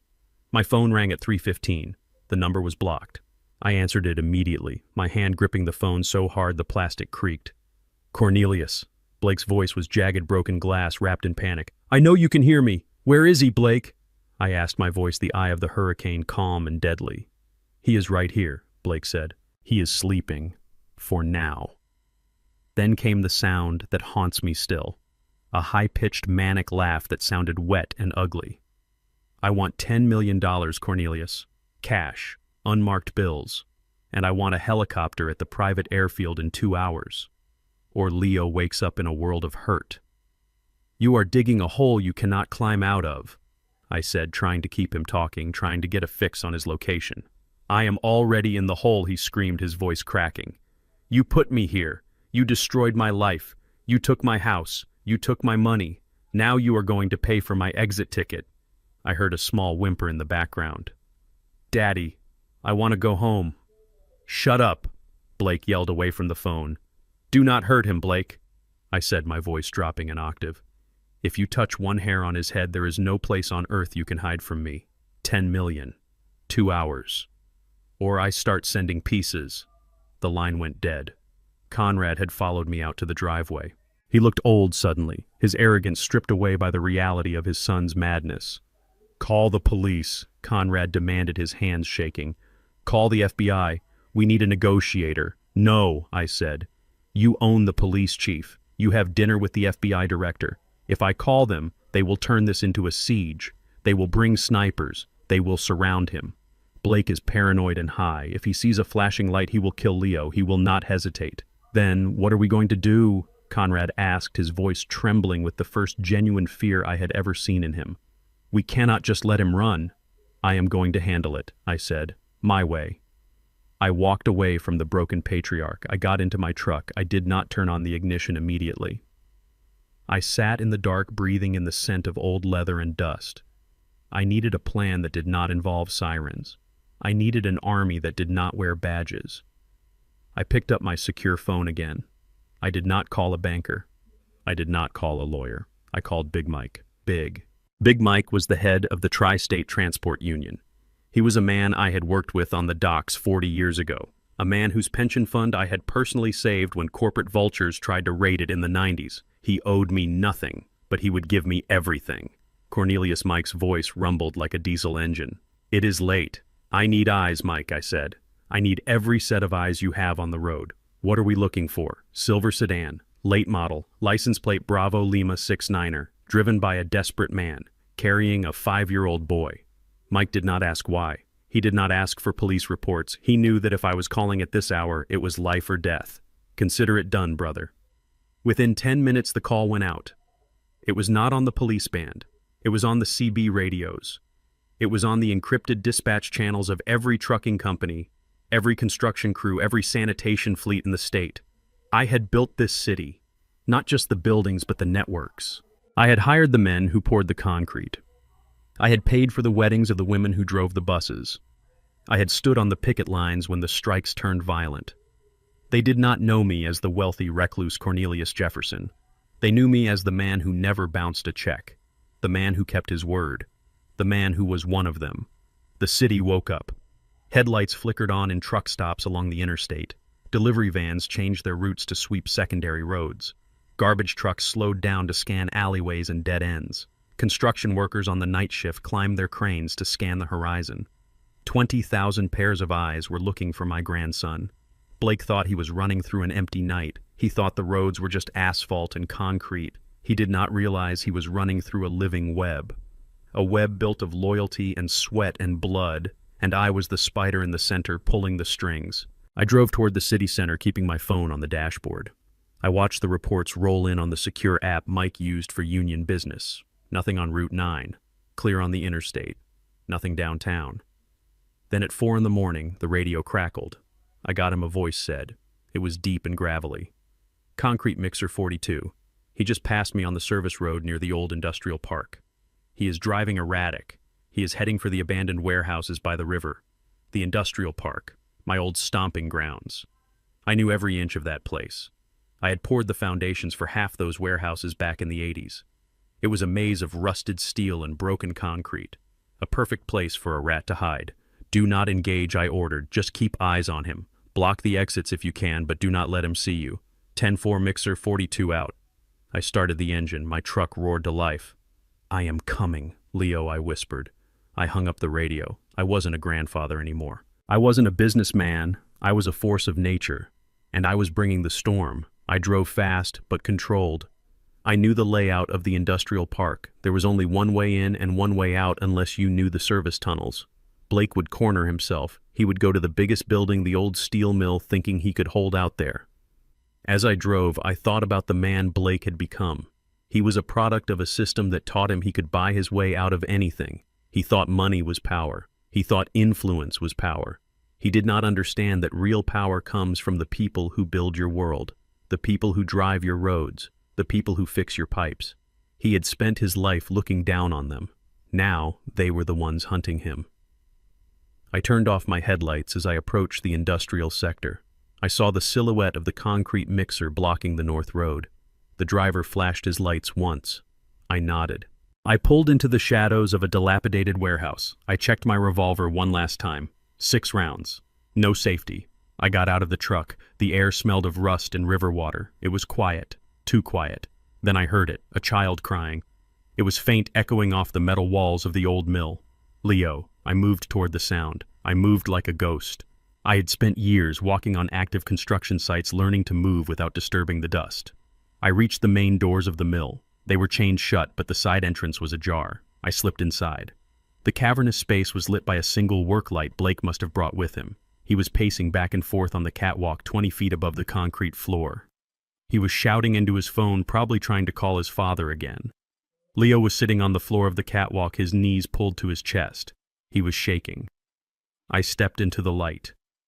Blake, I said, my voice echoing through the vast empty space. He spun around, raising the gun. He looked wild. His eyes were wide and bloodshot, his hair matted with sweat. "Stay back!" he screamed. "I will shoot him, Cornelius. I swear to God I will do it." I stopped. I raised my hands slowly. "It is over, Blake," I said calmly. "The police are not coming. Your father is not coming. It is just us." "Where is my money?" he demanded, his gun wavering between me and Leo. "Where is my helicopter?" "There is no money," I said. "There never was." "You are broke, Blake. You have been broke for years." "Liar," he shrieked. "My father has millions." "Your father is leveraged to the hilt," I said, taking a slow step forward. "I own his debt. I own his house. I own this building we are standing in. There is nothing left, Blake. It is all gone." He staggered back as if I had hit him. The reality of his failure was finally piercing the drug-induced haze. "No," he whispered. "No. I am a Worthington. You are a criminal," I said. "You killed a girl. You drugged your wife. You kidnapped your son. That is your legacy now." He looked at Leo. Then he looked at me. His face crumpled. "Then I have nothing to lose," he said, raising the gun to his own head. "No," I shouted, taking another step. But he didn't pull the trigger. He laughed. A low, sobbing laugh. "You want him," he said, pointing the gun back at Leo. "Come and get him." He grabbed Leo by the collar of his shirt and dragged him to the edge of the catwalk. The railing was rusted and broken. It was a 20-foot drop to the concrete. I froze. "Let him go, Blake." "You come up here," he said. "You come up here and trade places. You want to be the hero. Be the hero." I looked at the rusted stairs. I looked at my grandson's terrified face. "Okay," I said. "I am coming up." I walked to the stairs. My knees ached. My heart hammered. But I climbed. I climbed toward the man who had destroyed my family, and I prayed that I had one good fight left in me, because only one of us was walking out of this mill alive, and it wasn't going to be him. The metal stairs groaned under my weight as I ascended toward the catwalk.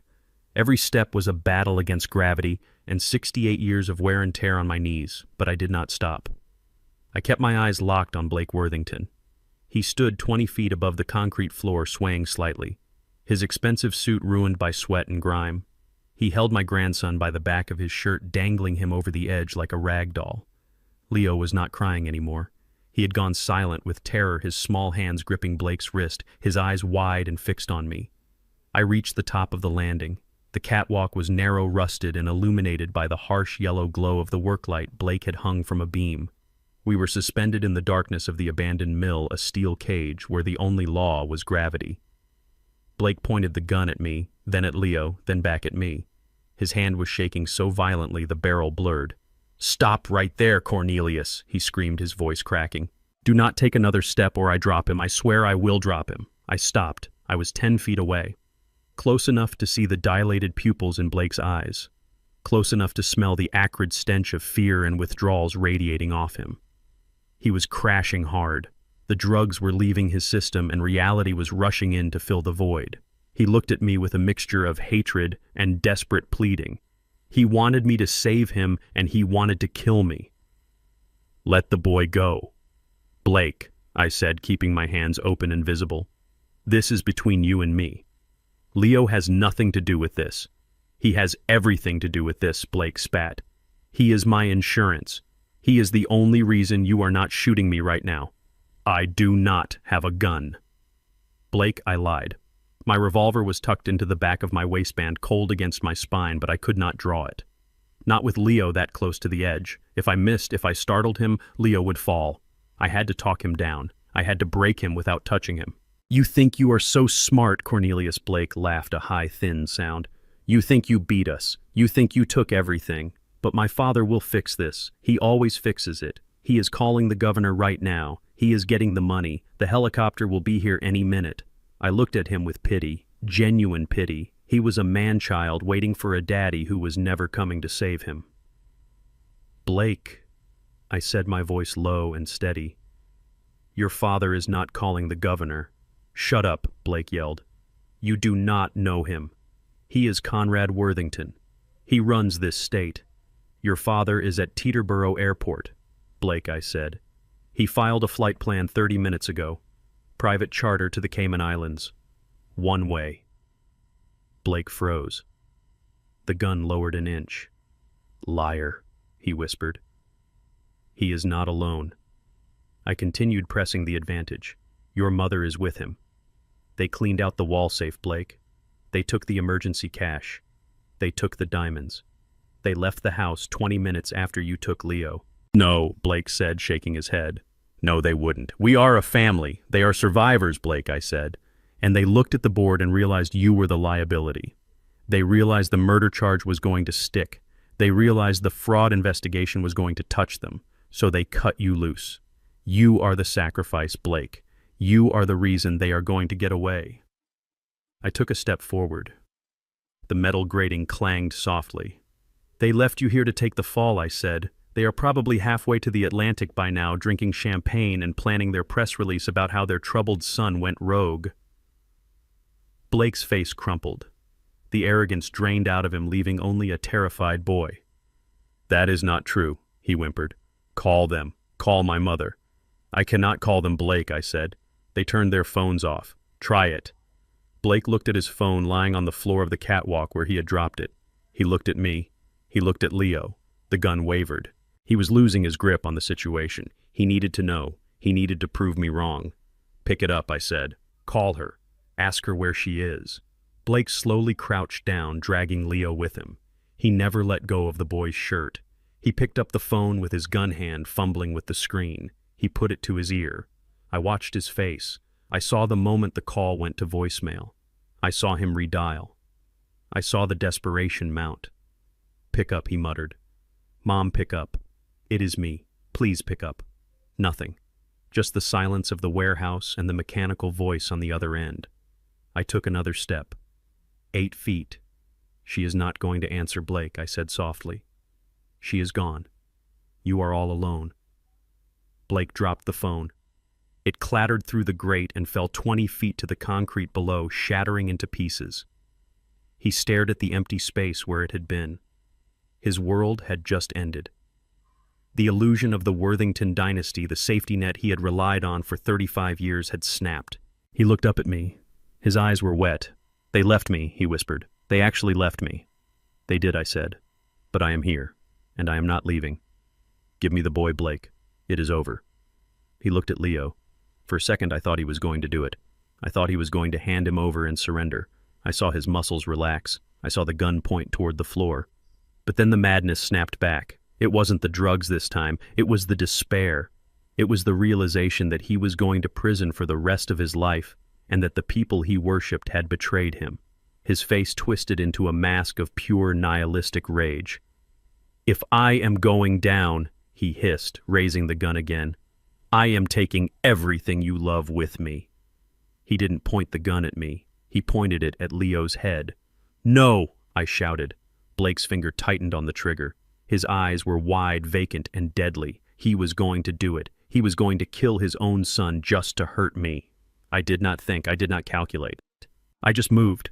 I lunged forward, covering the 6 feet between us in a heartbeat. I didn't reach for the gun. I reached for Leo. I threw my body between the weapon and my grandson, wrapping my arms around the boy and twisting my back to the threat. The gunshot was deafening. It sounded like a cannon going off in a closet. The muzzle flash blinded me. I felt a sledgehammer hit my left shoulder, spinning me around. The impact stole the breath from my lungs. I fell hard against the railing, clutching Leo to my chest. Grandpa Leo screamed. I hit the metal grate. My shoulder was on fire. A burning, tearing pain radiated down my arm and up my neck. I looked down. My shirt was already soaked in dark red blood, but Leo was safe. He was crying, but he was whole. I looked up. Blake was standing over us, the gun smoking in his hand. He looked shocked, as if he hadn't expected the gun to actually fire. He stared at me, then at the gun, then at me again. He raised the weapon for a second shot. I reached for my revolver, but my left arm wouldn't move. It was dead weight. I fumbled for my waist with my right hand, but I knew I was too slow. Blake was going to finish it. "Goodbye, Cornelius," he whispered. Then the warehouse doors exploded. It wasn't the police. It was Samuel's private security team. They didn't shout warnings. They didn't ask for surrender. They operated with military precision. 3 men in tactical black gear burst through the side entrance. They moved like shadows. "Drop it," one of them commanded, his voice amplified and terrifying. Blake spun around, distracted. That was all the time they needed. A single shot rang out from the ground floor. It wasn't a lethal round. It was a beanbag round fired from a tactical shotgun. It hit Blake squarely in the chest. He folded like a lawn chair, dropping the gun and gasping for air. He fell backward, hitting the metal grate with a hollow thud. Before he could recover, the security team was on him. They swarmed up the stairs, boots clanging on the metal. 2 of them pinned Blake to the ground, zip-tying his hands and feet before he could draw a breath. The 3rd man, a giant with a medic's patch on his vest, knelt beside me. "Mr. Jefferson," he said, pressing a gauze pad to my shoulder. "Stay with me." I looked at Leo. He was clinging to my good arm, burying his face in my chest. "Is he okay?" I rasped, the taste of copper in my mouth. "He is fine, sir," the medic said, checking Leo quickly. "Not a scratch. You took the hit." I looked over at Blake. He was screaming now, thrashing against the restraints, cursing his parents, cursing me, cursing the world. He looked small. He looked pathetic. The medic applied pressure to my wound. The pain was blinding, white-hot and sharp, but beneath it I felt a profound sense of peace. "It is over," I whispered to Leo, stroking his hair with my trembling hand. "It is all over." Samuel walked into the warehouse a moment later. He was wearing a trench coat over his pajamas. He looked at the scene, the blood, the subdued gunman, the terrified child. He walked up the stairs and stood over me. "The ambulance is 2 minutes out, Cornelius," he said, his voice shaking slightly. "Did you get them?" I asked, gritting my teeth against the pain. "We got them," Samuel confirmed. "Airport security detained Conrad and Victoria at the gate. Their passports were flagged. Your bank froze their assets mid-transaction. They are in custody." I closed my eyes. The fire in my shoulder was spreading, but so was the victory. "Good," I said. Blake was still screaming as they dragged him down the stairs. "I am a Worthington. You cannot do this to me." I opened my eyes and looked at him one last time. "You are nothing. Blake," I said, my voice weak but carrying through the silence. "You are just a man who owes a debt, and I am here to collect." The medic loaded me onto a stretcher. Leo refused to let go of my hand, so they let him ride with me. As they carried me out into the cool morning air, I looked up at the sky. The sun was rising, painting the clouds in shades of gold and purple. I was bleeding. I was broken. I was exhausted. But I had my grandson, and the Worthington Empire was nothing but ash in the wind. "We won, Leo," I whispered as the darkness at the edge of my vision began to close in. We won. While the paramedics were cutting the blood-soaked shirt off my back in the back of the ambulance, my lawyer Samuel was receiving a play-by-play of the scene unfolding at JFK International Airport. It was a scene I had orchestrated with the precision of a demolition expert. Conrad and Victoria Worthington were trying to flee the country. They had booked 2 first-class tickets to the Cayman Islands on a commercial flight because their private charter had been grounded by a lien I placed on the aircraft an hour earlier. They were standing at the check-in counter, surrounded by Louis Vuitton luggage, trying to look like a power couple going on a holiday rather than 2 fugitives running from the wreckage of their lives. According to the report, Conrad handed the ticket agent his platinum credit card with the air of a man who owns the airline. He was sweating, though. His eyes were darting around the terminal, looking for police, looking for creditors, looking for me. The agent swiped the card. She frowned. She swiped it again.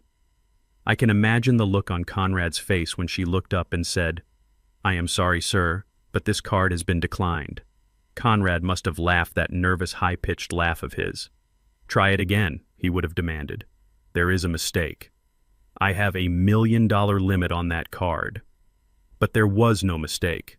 My bank had frozen every asset linked to his Social Security number. He produced another card.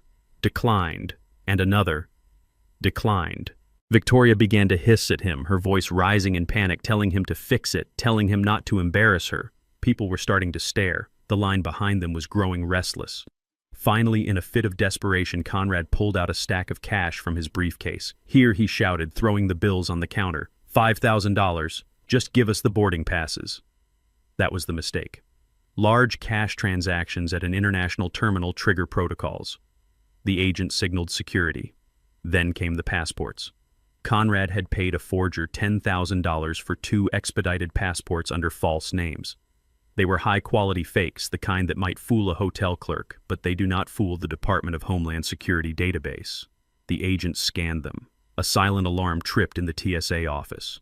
Within seconds, 4 federal agents materialized from the crowd. They did not ask politely. They did not care about Conrad's golf handicap or Victoria's charity galas. They grabbed Conrad by the arms and slammed him against the ticket counter. Victoria screamed, claiming she was being assaulted, claiming she knew the governor, claiming they were making a terrible mistake.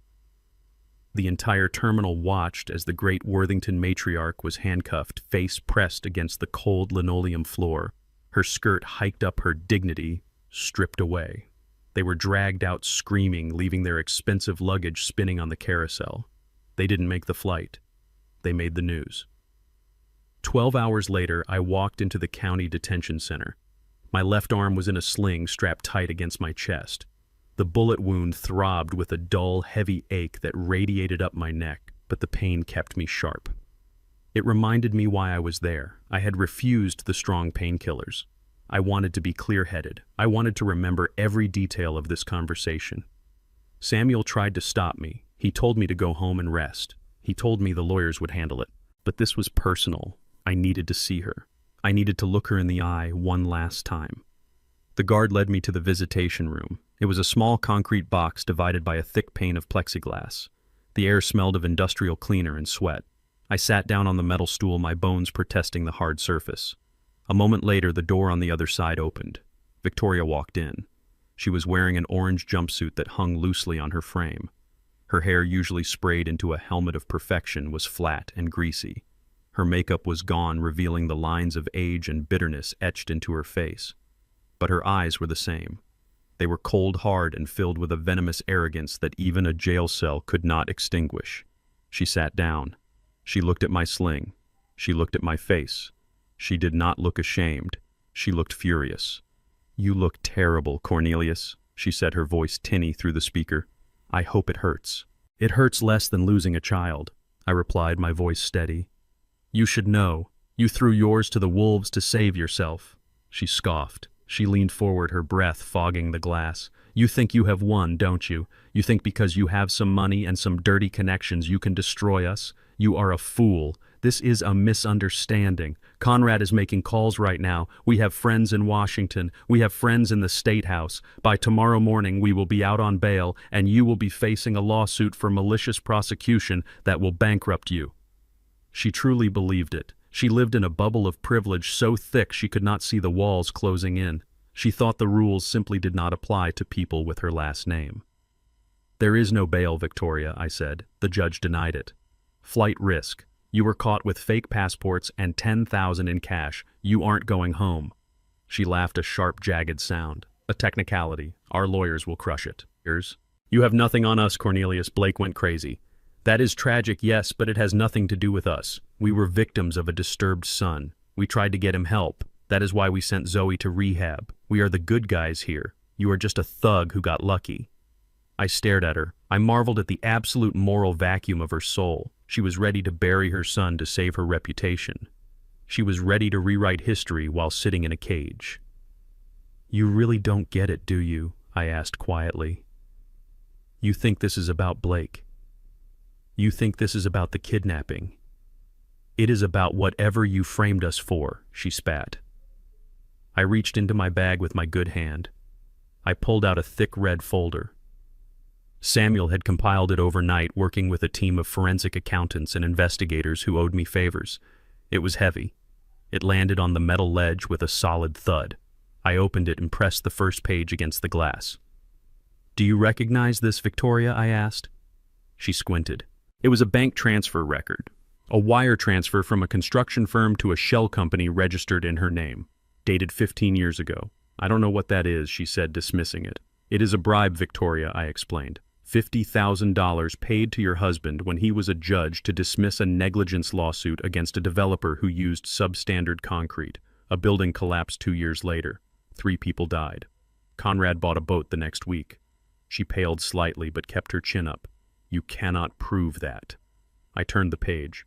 "Here is another one," I said, and another. 20 years of bribes, Victoria. 20 years of selling justice to the highest bidder. Conrad didn't make his money investing. He made it by keeping criminals out of jail and putting innocent people in. We have the ledgers, we have the emails, we have the witness statements from the bagman who delivered the cash. Her hands started to tremble. She clasped them together, trying to hide it. "That is Conrad's business," she whispered. "I knew nothing about it. I am just a wife." I turned to the next section. This one was marked, "The Foundation." "And this is your business," I said. "The Foundation for Family Recovery. A beautiful charity. You raised millions over the last decade.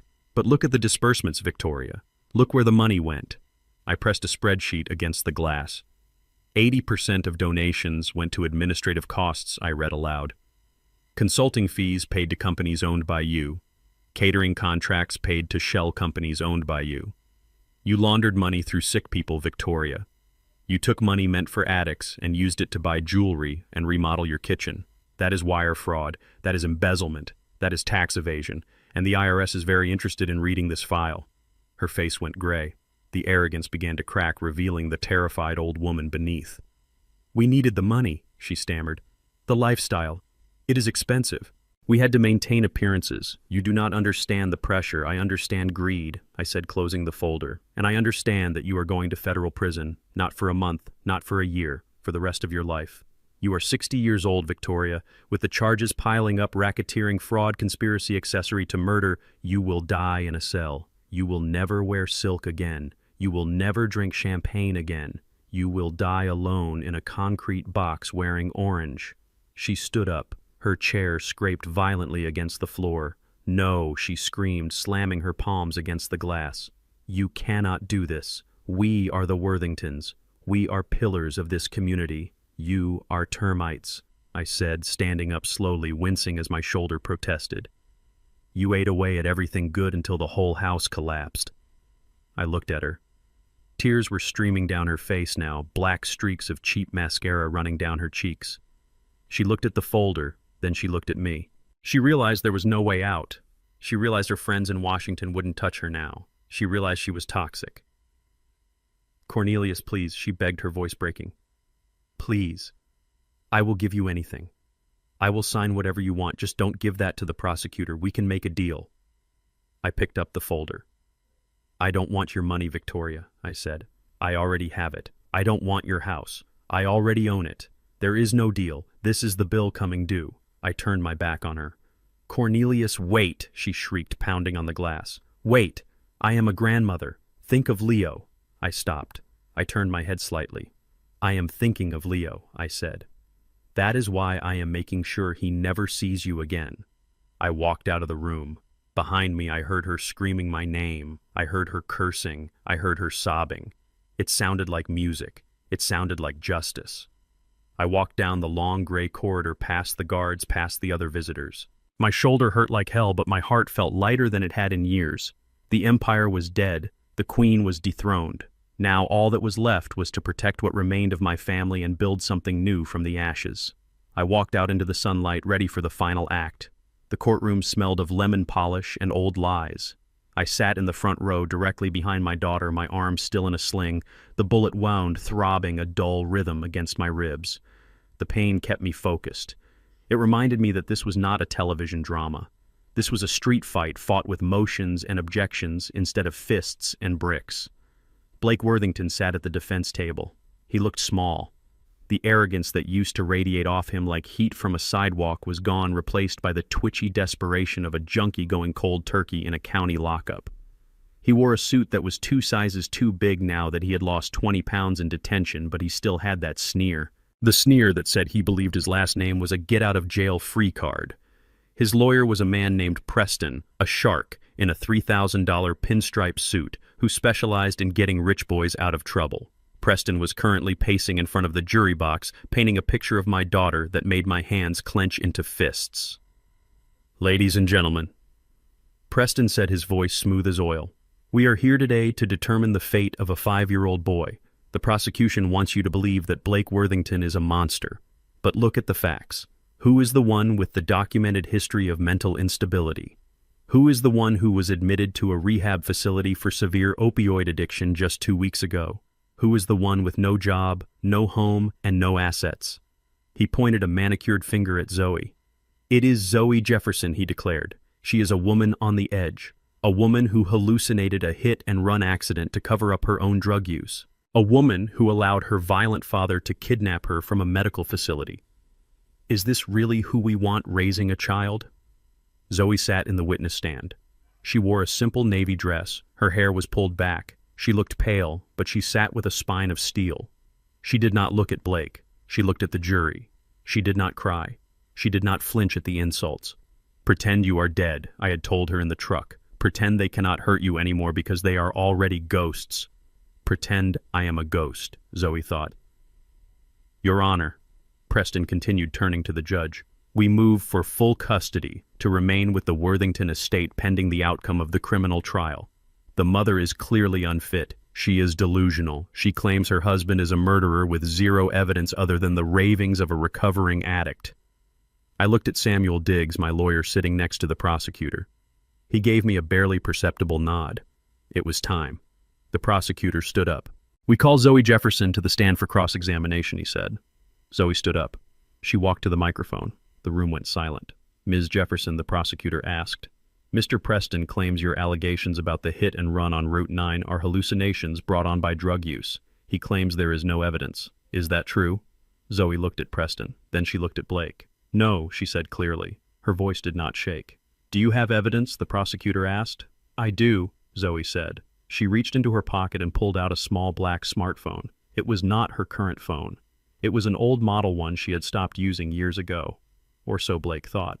"My father gave me this phone 5 years ago," she told the jury. "He installed a panic app on it. It records audio in the background when triggered. It uploads directly to a cloud server my father controls. I triggered it the night of the gala. I triggered it when Blake started driving too fast." Blake's face went white. He stood up halfway, knocking his chair back. "That is illegal," he shouted. "She cannot use that." "Sit down."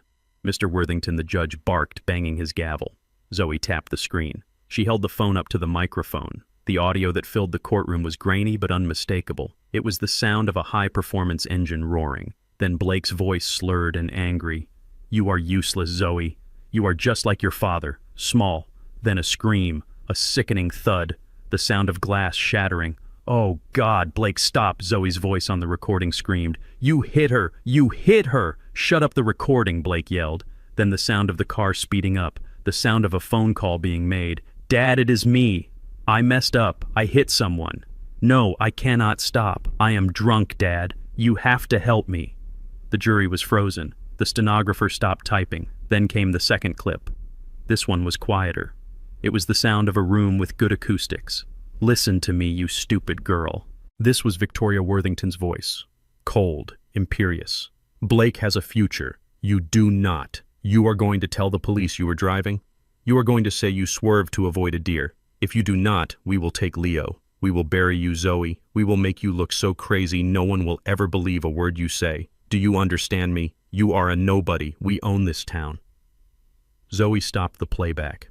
The silence that followed was heavy. It was the sound of a narrative shattering into a million pieces. Preston, the defense lawyer, looked like he had been slapped. He shuffled his papers, trying to find a technicality, trying to find a way out, but he knew it was over. The jury wasn't looking at Zoe as an addict anymore. They were looking at Blake as a killer. Blake had his head in his hands. He was shaking. He wasn't crying for the girl he killed. He was crying for himself. The prosecutor let the silence hang for a long moment. "No further questions, Your Honor." Zoe stepped down. She walked back to her seat. She passed Blake. He didn't look up, but we weren't done. The criminal case was sealed, but the custody battle and the civil suit for damages were still on the table. Preston wasn't ready to give up completely. He stood up, straightening his jacket, trying to salvage some dignity for his client. "Your Honor," Preston said, his voice strained. "While the recording is disturbing, it does not change the financial reality. Ms. Jefferson has no home. She has no income. She has been living in a hotel paid for by her father. The Worthington estate, despite the current legal troubles, is a stable environment. It is Leo's home. It is a historic property that has been in the family for generations. We argue that Leo should remain in the familiar surroundings of his home under the care of court-appointed guardians until his mother can prove financial independence. He was playing the poverty card. He was betting that the judge would hesitate to give a child to a woman with no assets. I stood up. Samuel tried to grab my arm, but I shook him off. I didn't need a lawyer for this. I needed to be a father. Your Honor, I said, my voice booming in the quiet room, I would like to address the issue of the Worthington estate. The judge looked at me over his glasses. Mr. Jefferson, this is highly irregular. You are not a party to this specific motion. I am the party who holds the deed, Your Honor, I said. Preston laughed. A nervous, incredulous laugh. That is impossible. The Worthington estate is worth $5 million. It is held in a trust. It was held in a trust, I corrected him, walking toward the bench, until the trust defaulted on the mortgage payments 3 months ago. The bank initiated foreclosure proceedings last week. I pulled a thick document from my jacket pocket. It was blue-backed and stamped with the county seal. And yesterday morning I bought the debt, I said. I paid the bank $4.5 million in cash. I foreclosed on the property at 9 a.m. I slapped the deed onto the defense table right in front of Blake. The house does not belong to the Worthingtons anymore, I said. It belongs to me. Blake stared at the paper. He read the legal description. He saw my signature on the buyer line. His eyes bulged. You bought my house, he whispered. I didn't buy your house, Blake, I said, leaning in close. I bought my daughter's house. I turned to the judge. Your Honor, I have already executed a quitclaim deed. I have transferred full ownership of the property located at 142 Crestview Drive to Zoe Jefferson. She is not homeless. She owns the mansion this man is sleeping in. I turned to Zoe. She looked shocked. She didn't know I was going to do this. It is yours, baby, I said. Every brick, every room, every blade of grass. Zoe stood up. She walked over to the table. She looked at the deed. Then she looked at Blake. For years, this man had made her feel small in that house. He had made her feel like a guest in her own life. He had made her ask permission to change the drapes. He had made her afraid to walk on the expensive rugs. Now she owned the rug he was standing on. Zoe picked up the deed. She looked at Preston. Get them out, she said. Her voice was cold. It was the voice of a woman who had walked through fire and come out made of iron. Excuse me, Preston stammered. My in-laws, Zoe said.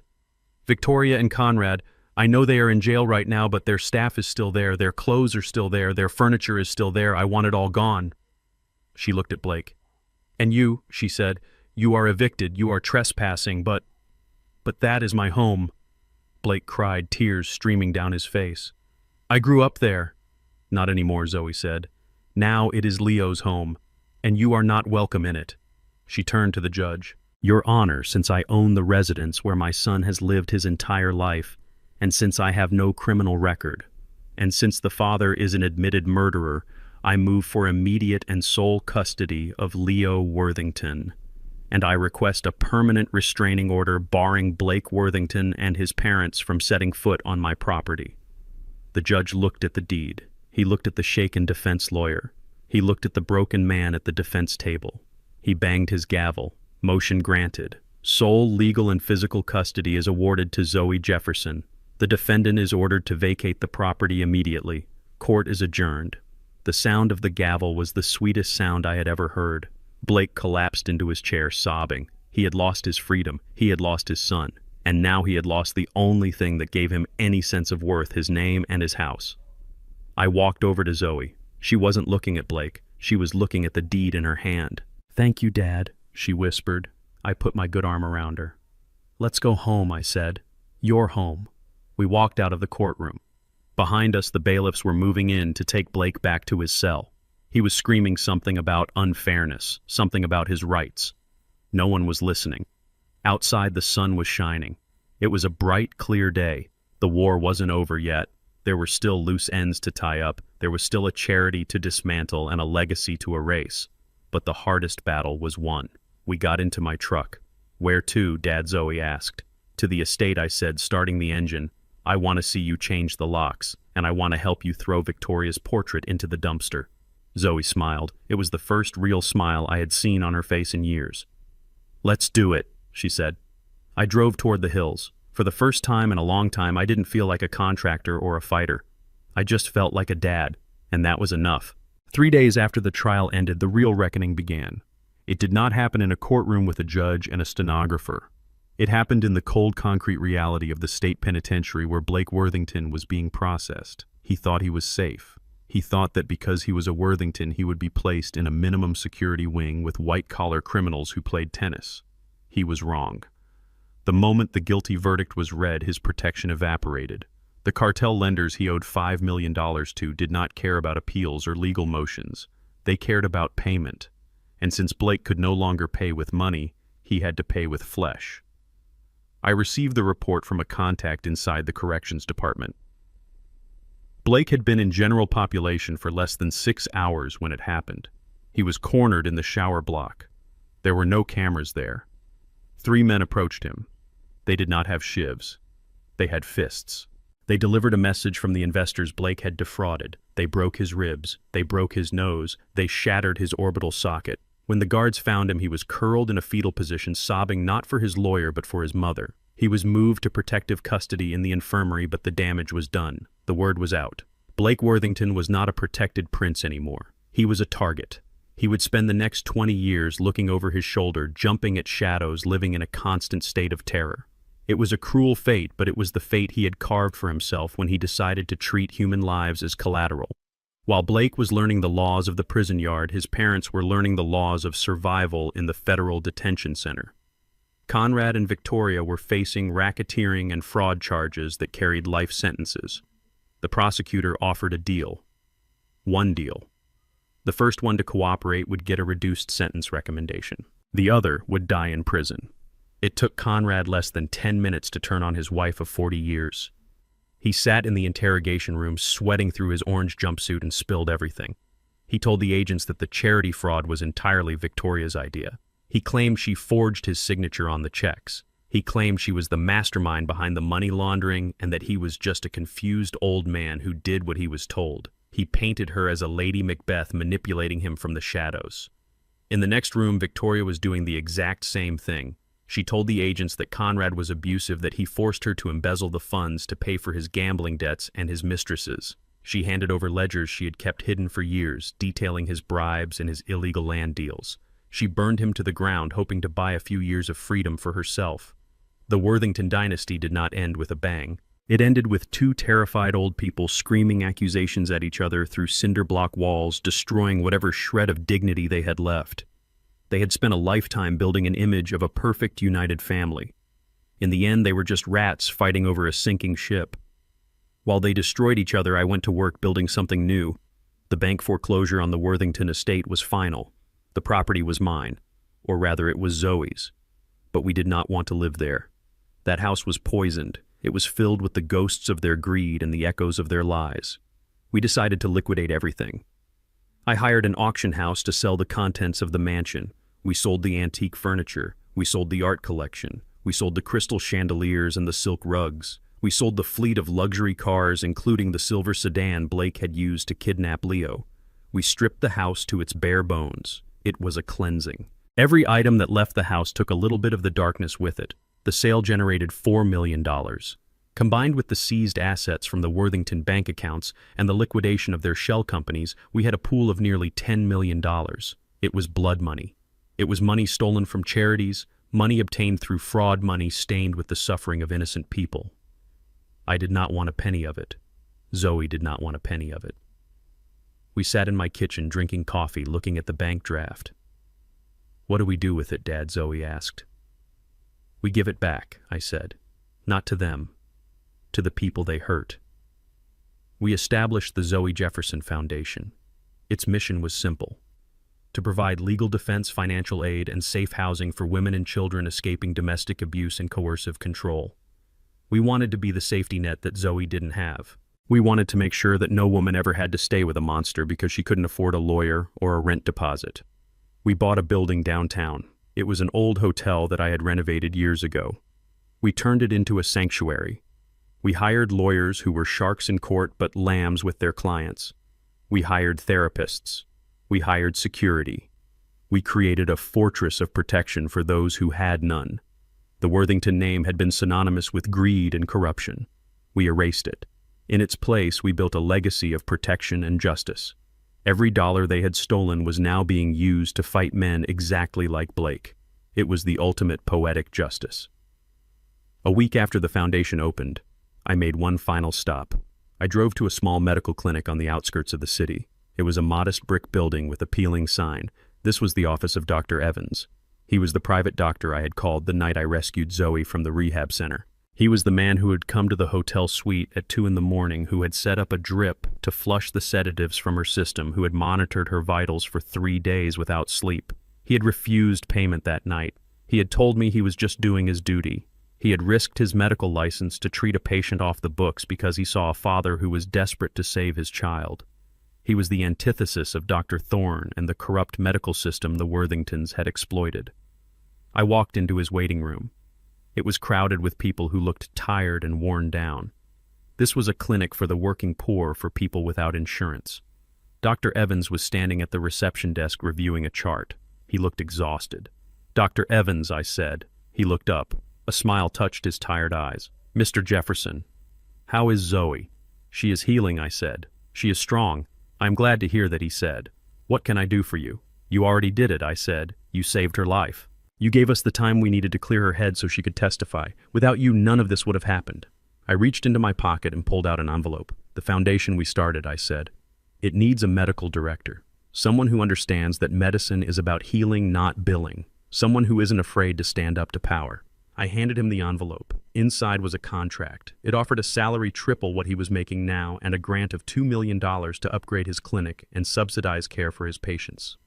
"We want to partner with you," I said. "We want to send the women and children we help to you.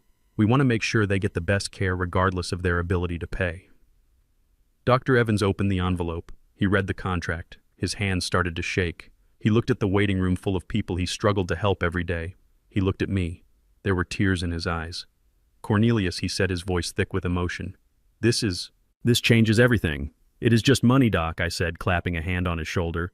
"It is only good if you do something good with it. You helped me when I had nothing but a prayer. Now let me help you." He shook my hand. His grip was firm and honest. "Thank you," he whispered.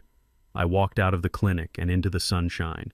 The air felt cleaner. The weight on my chest, the one I had carried since that phone call at 3 a.m., was finally gone. I had dismantled an empire of lies. I had punished the guilty. I had protected the innocent. And I had paid my debts. I got into my truck. I checked the time. It was almost 3 o'clock. Leo would be getting out of his new school soon. A public school where the kids didn't care about last names. I needed to be there. I needed to be a grandfather. I started the engine and drove away, leaving the past in the rearview mirror where it belonged.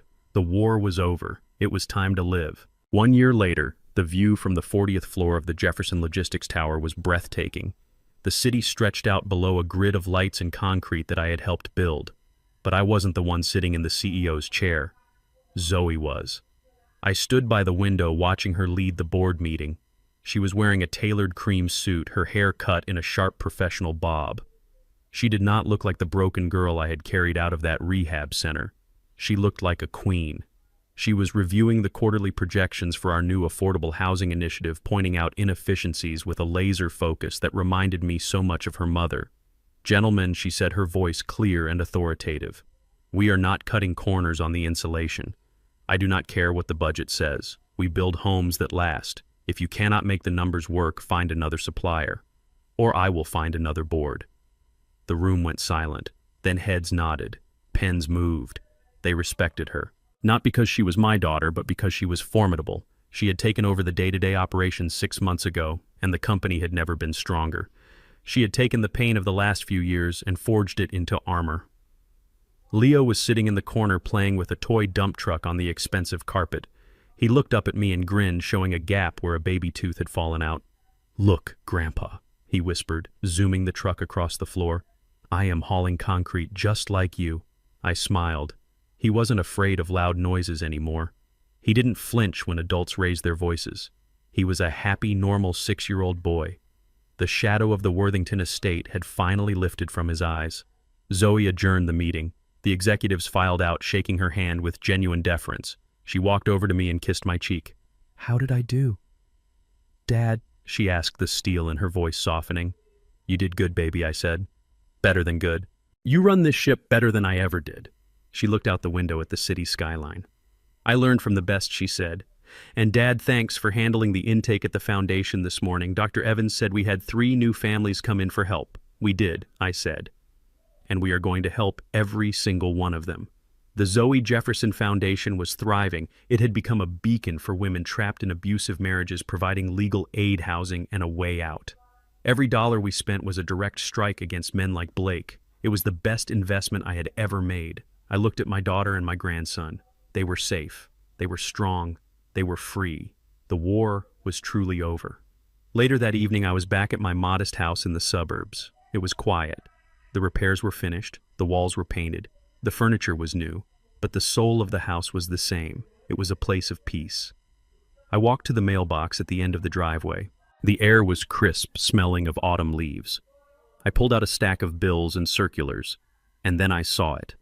A plain white envelope. The return address was stamped in red ink.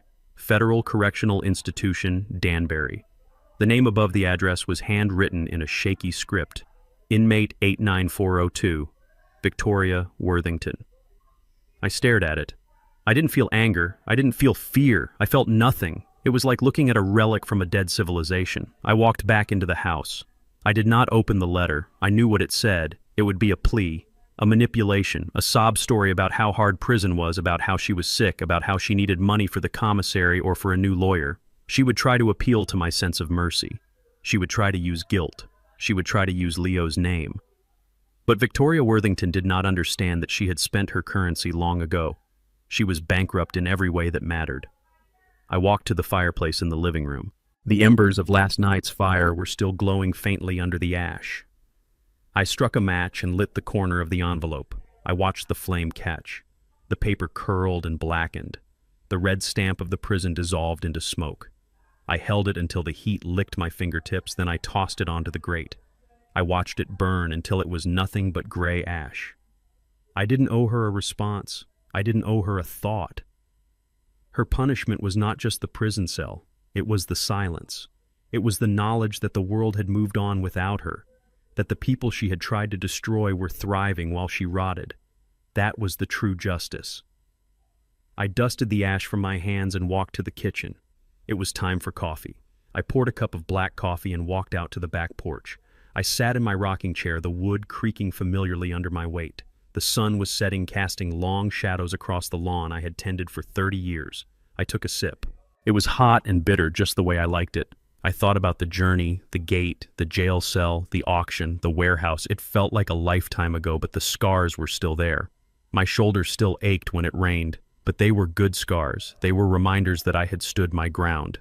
People looked at me when I went to the grocery store now. Some whispered, some pointed. The man who took down the Worthingtons, the contractor who bought a bank. But most people just saw an old black man in a flannel shirt sitting on his porch drinking coffee. And that was fine by me. I didn't need them to know the extent of my power. I didn't need them to know about the accounts or the properties or the influence. I knew. Zoe knew. And the Worthingtons certainly knew. I had taught them a lesson that I hoped would echo in the halls of their country clubs for generations. Never underestimate a father. Never assume that a man is weak because he is quiet. Never assume that a man is poor because he is humble. And never ever touch his family. I looked at the house next door where a young couple was moving in. They waved at me. I waved back. I was just Cornelius. I was a neighbor. I was a grandfather.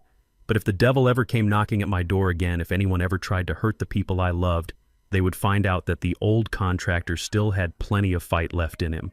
I took another sip of coffee and watched the stars come out. The world was right. My daughter was a queen. My grandson was a child again. And the monsters were in cages. It was a good night. And tomorrow, I had a garden to tend. Lesson learned. I learned that true power doesn't need to shout. The Worthingtons built their empire on the perception of wealth, but it was hollow. I built mine on concrete loyalty and silence. They mistook my humility for poverty and my patience for weakness. That was their fatal error. Never let anyone define your worth by your zip code or the clothes on your back. Dignity cannot be bought. It must be earned through action. And remember, the most dangerous person in the room is often the one who has nothing to prove to the world but everything to protect for his family. Call to action. Did you enjoy this story of justice? Let me know which city you are listening from in the comments below. If you liked the video, please hit like and subscribe to the channel for more stories like this. See you in the next life story.